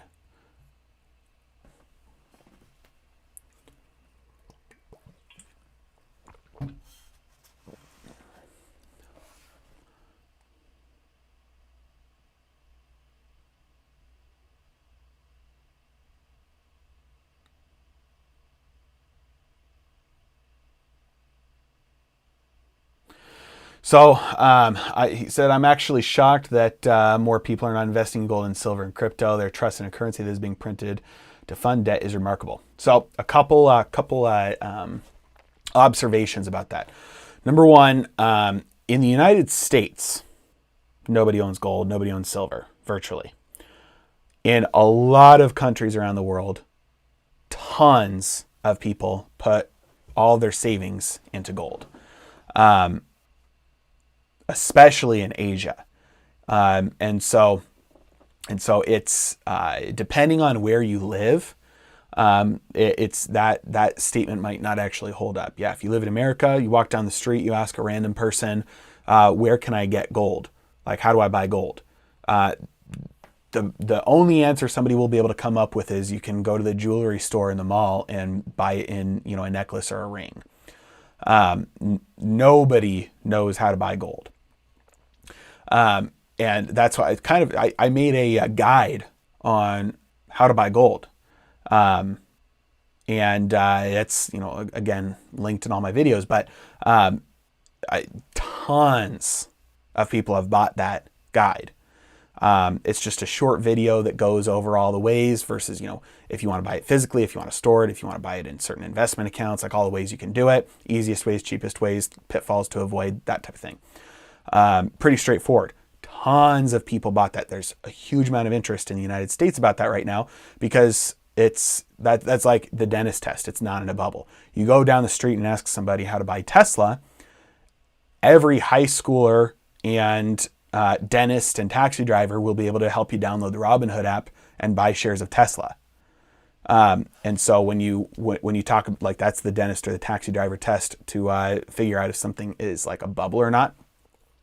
Yes, very few people in many countries own gold. There are a lot of people in a lot of other countries that do. Like, if you go down the street in Thailand, say, how do I buy gold? There's gold dealers everywhere, and you can actually buy stuff with gold. It's under the table.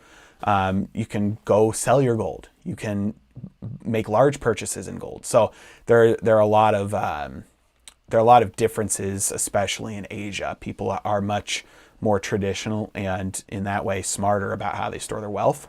The other thing is, not a lot of people, like in America, for instance, 50% of Americans don't have more than $1,000 in emergency funds.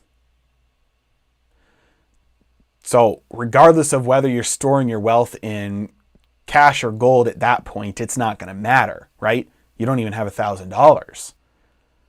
And so when you talk about most people trusting their government fiat over something like gold, it's not even that. It's most people don't have any money to entrust to somebody in the first place. And again, that goes back to the Federal Reserve and transferring wealth through inflation.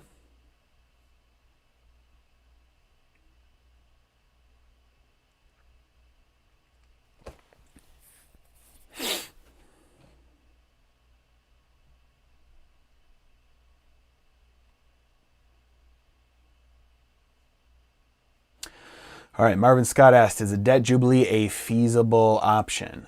Many people have different ideas of what is meant by a debt jubilee, so I will clarify here what I'm talking about when I say debt jubilee.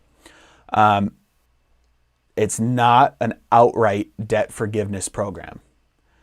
Those are extremely rare throughout history where specific debts are forgiven. Almost never happens. What happens very frequently is a technical debt forgiveness, where the cost of servicing that debt and a society paying off its debt goes down due to crushing the value of the currency that debt needs to be repaid with.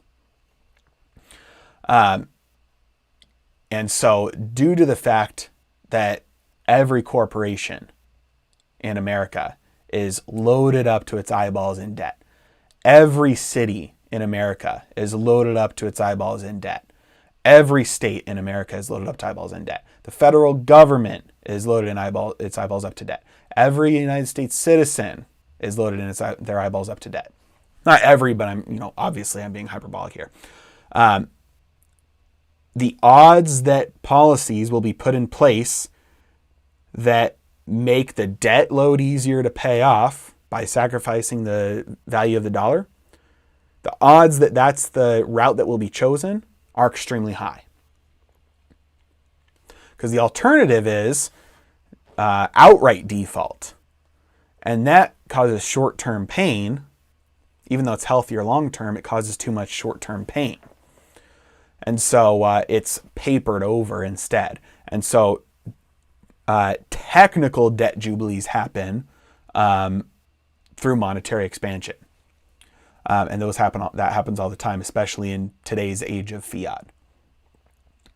And so that same impact happens to anybody with large amounts of debt, just like it happens to governments.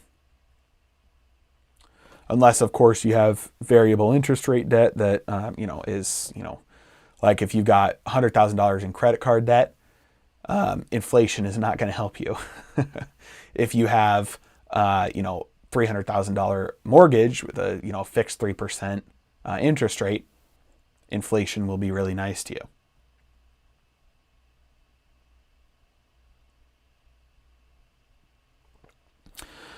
Do I see a Jubilee event for student debt as having a pumping action for more real estate or for stock market? If that happens, again, the logistics of this, I wouldn't be necessarily surprised if something like a debt forgiveness happens for student loans.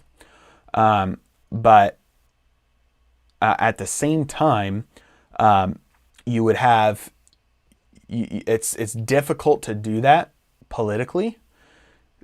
Strictly because you have so many people that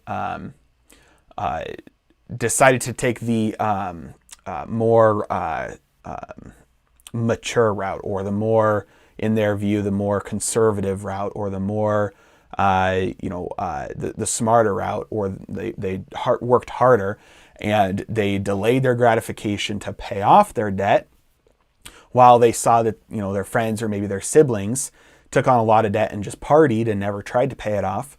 And so that politically, to punish the one that was financially more responsible and give a $50,000 handout to the one that was irresponsible, is difficult to do politically without causing a lot of turmoil and tension. It could happen for sure. What I would see as more likely would be that it was done through some sort of tax credit system or tax deduction system, or even just through a straight stimulus check system, where if you have debt, it gets paid down to a certain amount. And if you don't, then you get some sort of a tax credit, tax deduction, or even a check. We'll see though. I don't think something like that, will have a huge impact on inflation or asset prices, because many people who have lots of student loans, their actual servicing, the burden of paying off those loans is actually fairly small. Their monthly payments are pretty small, and for a lot of them are in some sort of forbearance, some sort of forgiveness program because they work for the government or something like that. And so system-wide, if all student debt was to get wiped out tomorrow, might see a little bit of a boost. If somebody who has $50,000 in student loans now has a couple $100 a month freed up, that might have a little bit of an impact, but I don't think it'll be significant.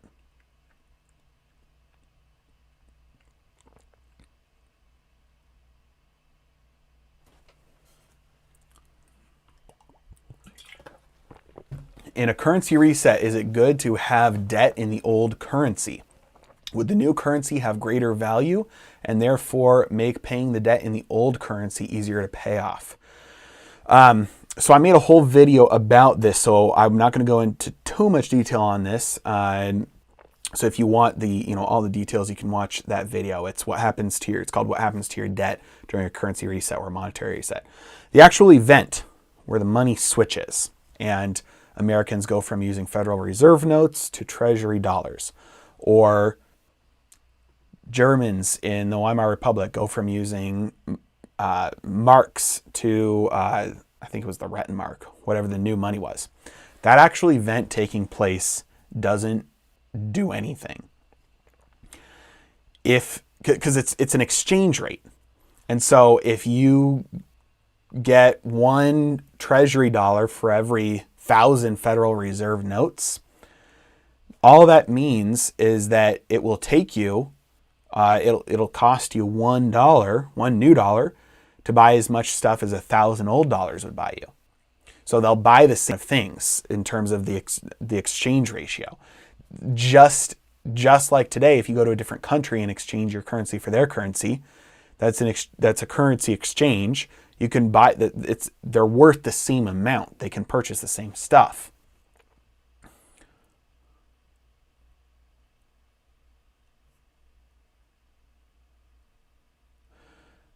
It looks like my internet might be. It looks like the connection.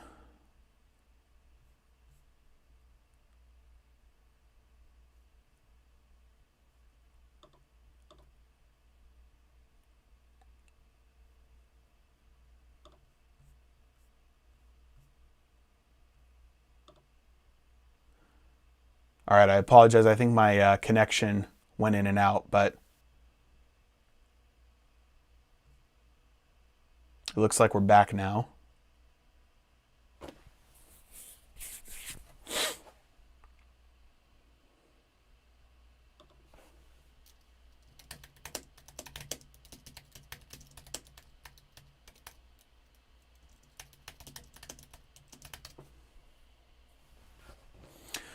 So if you can still hear me now, I apologize. I don't know where it cut out, but essentially the currency switch doesn't do anything to the old debt, regardless of how it's measured or what it's being measured in. The actual lead up to that event is what helps the debt load, and so it's the systematic destruction of the purchasing power of the currency that makes it easier to pay off those old debts. So much more money gets flooded into the system that it's easier to get your hands on that money to pay off that old debt. The amount of the old debt doesn't change, so it's easier to get that new money to pay off that old debt. And so in a currency reset, the original currency having you having debt in that original currency, the lead up to that actual reset is what wipes out the value of the debt. It's not the event itself. And then the new currency per unit, it usually has greater value, but it's not like you get richer when the actual exchange happens. When you exchange 1,000 old ones for one new one, you didn't get richer. that the 1,000 old ones and the one new one can both buy the same amount of stuff.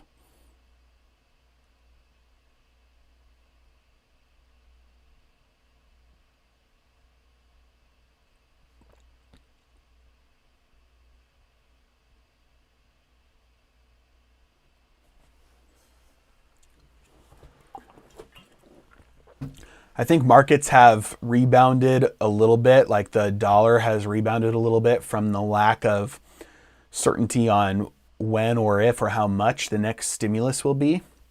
And so I think the dollar will resume its downtrend versus other currencies when, not if, we get our next stimulus bill. And no, will the Fed increase interest rates once we get over COVID? No. The Federal Reserve was in panic mode before the coronavirus started. They started intervening in the repo market in September. They started not QE shortly after that. And so the coronavirus happening was like a godsend for them. It gave them the excuse to do a lot of money printing that they wanted to do beforehand, that they didn't have an excuse or a reason why they should be doing it. And so no, the Federal Reserve will not increase interest rates by choice for years, and it has nothing to do with the coronavirus.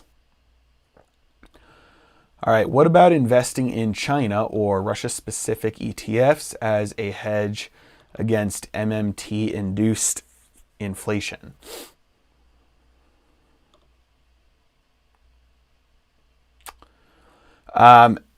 If I'm hedging against inflation, I'm using gold to do that. I would rather not include speculation in my savings, and my savings are what I'm using to hedge against inflation. And so I would rather not introduce any element of speculation into that area. I'd rather just hold gold because it's got a better track record of working at that.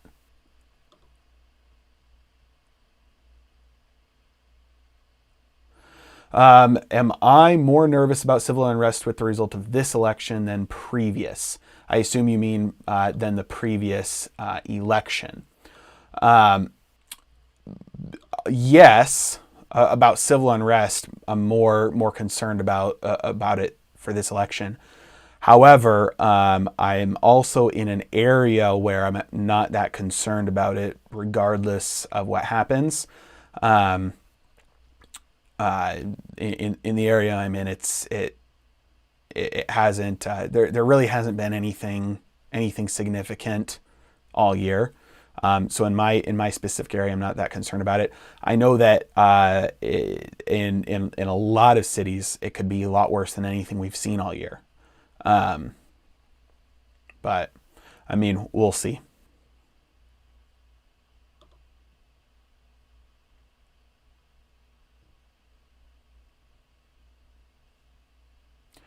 This is one of the things that I've talked about before about violence and civil unrest. One of the reasons why I say so many things go back to the Federal Reserve. The amount of violence in an area is extremely highly correlated to the amount of relative poverty or inequality. And so if you have an area like Los Angeles, where there's very, very, very poor people in very close proximity to very, very rich people, the steepness of wealth distribution is it's really steep. That area is going to have a lot more violence than areas that have a flatter wealth distribution. And those two things are very, very highly correlated. And that's true when you're looking at cities, states, and countries. And so like Mexico has a steeper wealth distribution than America, and they have more violence. Canada has a flatter wealth distribution than America. They have less violence. And so when you ask yourself, okay, well, if if inequality is one of the things that drives violence, then what is something that drives inequality? Well, when life gets more expensive to just go about your cost of living, and the price of assets go up, and it makes it more expensive to invest to create wealth, that makes poor people poorer. But when asset prices go up and the cost of living goes up, the cost of living going up doesn't necessarily impact rich people that much, percentage-wise, relative to poor people, but asset prices going up makes them richer. And so when you see something happen that causes the cost of things to go up, the cost of things going up makes rich people richer and poor people poorer relative to each other. Well, what is one thing that causes the prices of lots of things, including assets and goods, to go up? Money printing.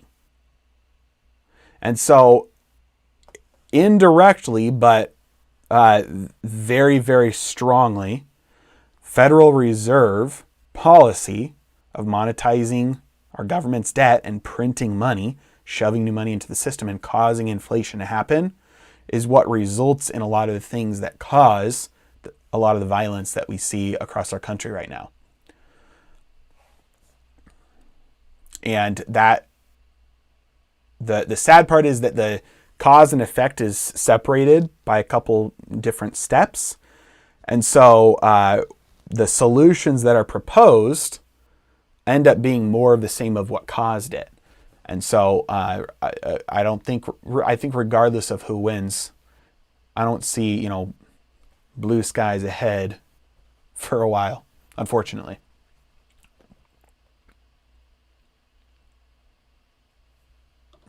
All right, I haven't looked at markets in a bit. Let's see what's going on. All right, so it's settled down a bit. This is the NASDAQ. So we were up a little over 4% at the peak there, and we've settled down to a little over 3% for the NASDAQ. Let's go over to the S&P 500. Same thing. All right, this is gold. So we had that big drop, and we've recovered nicely from there. So right now, if you can't see, I'm on a 5-minute chart. So this is all, each one of these candles is 5 minutes.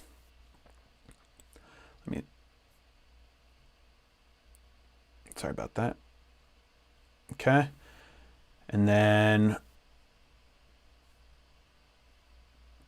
if we go over to silver, we're down about 2%, which is, again, it's recovered nicely from the bottom right there. Okay.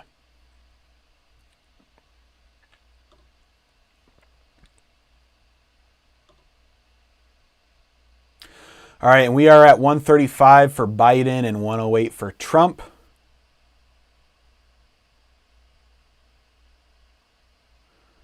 And so let's see here. Virginia is still showing more votes for Trump, but it was called for Biden. So still don't know what's going on there. Texas, 73% reporting. It's still red. Florida, 97% reporting, still red. Arizona, 73% reporting.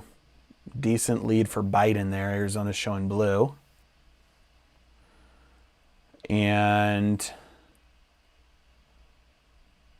let me see if I get an update, if I can get an update on the betting markets.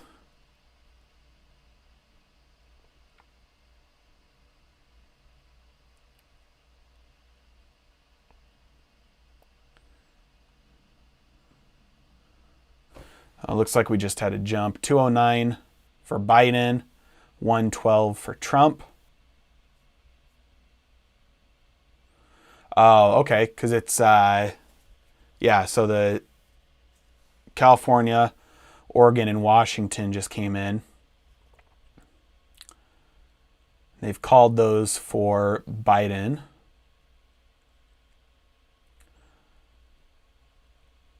and that's 209. So with California only getting Biden up to 209 there, I'm wondering if that's looking like more of a indication that Trump may end up taking this here. Trying to get a look at the betting markets here. You guys probably have some other stuff showing up if you guys are seeing this.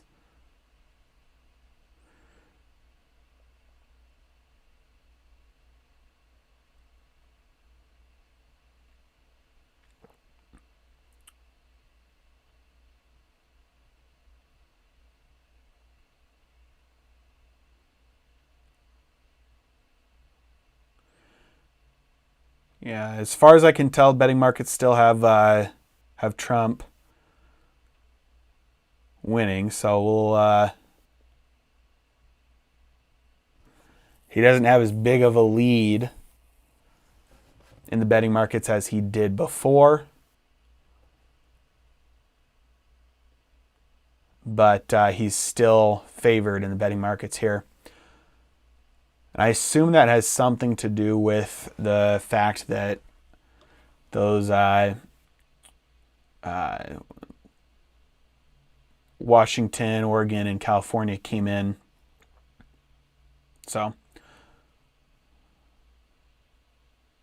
still a lot of states that haven't been called yet, and still some like Virginia that have been called but look like they shouldn't have been called that way. So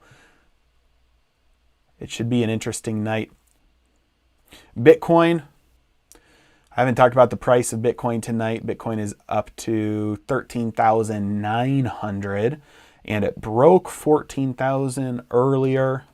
We'll see if it pops back up and holds. And I would not be surprised if it does. Well, if you guys cannot tell, my voice is almost about gone, and we've been going for about 4 hours now. So I'm going to call it a night. I really, really appreciate everybody who has been joining in.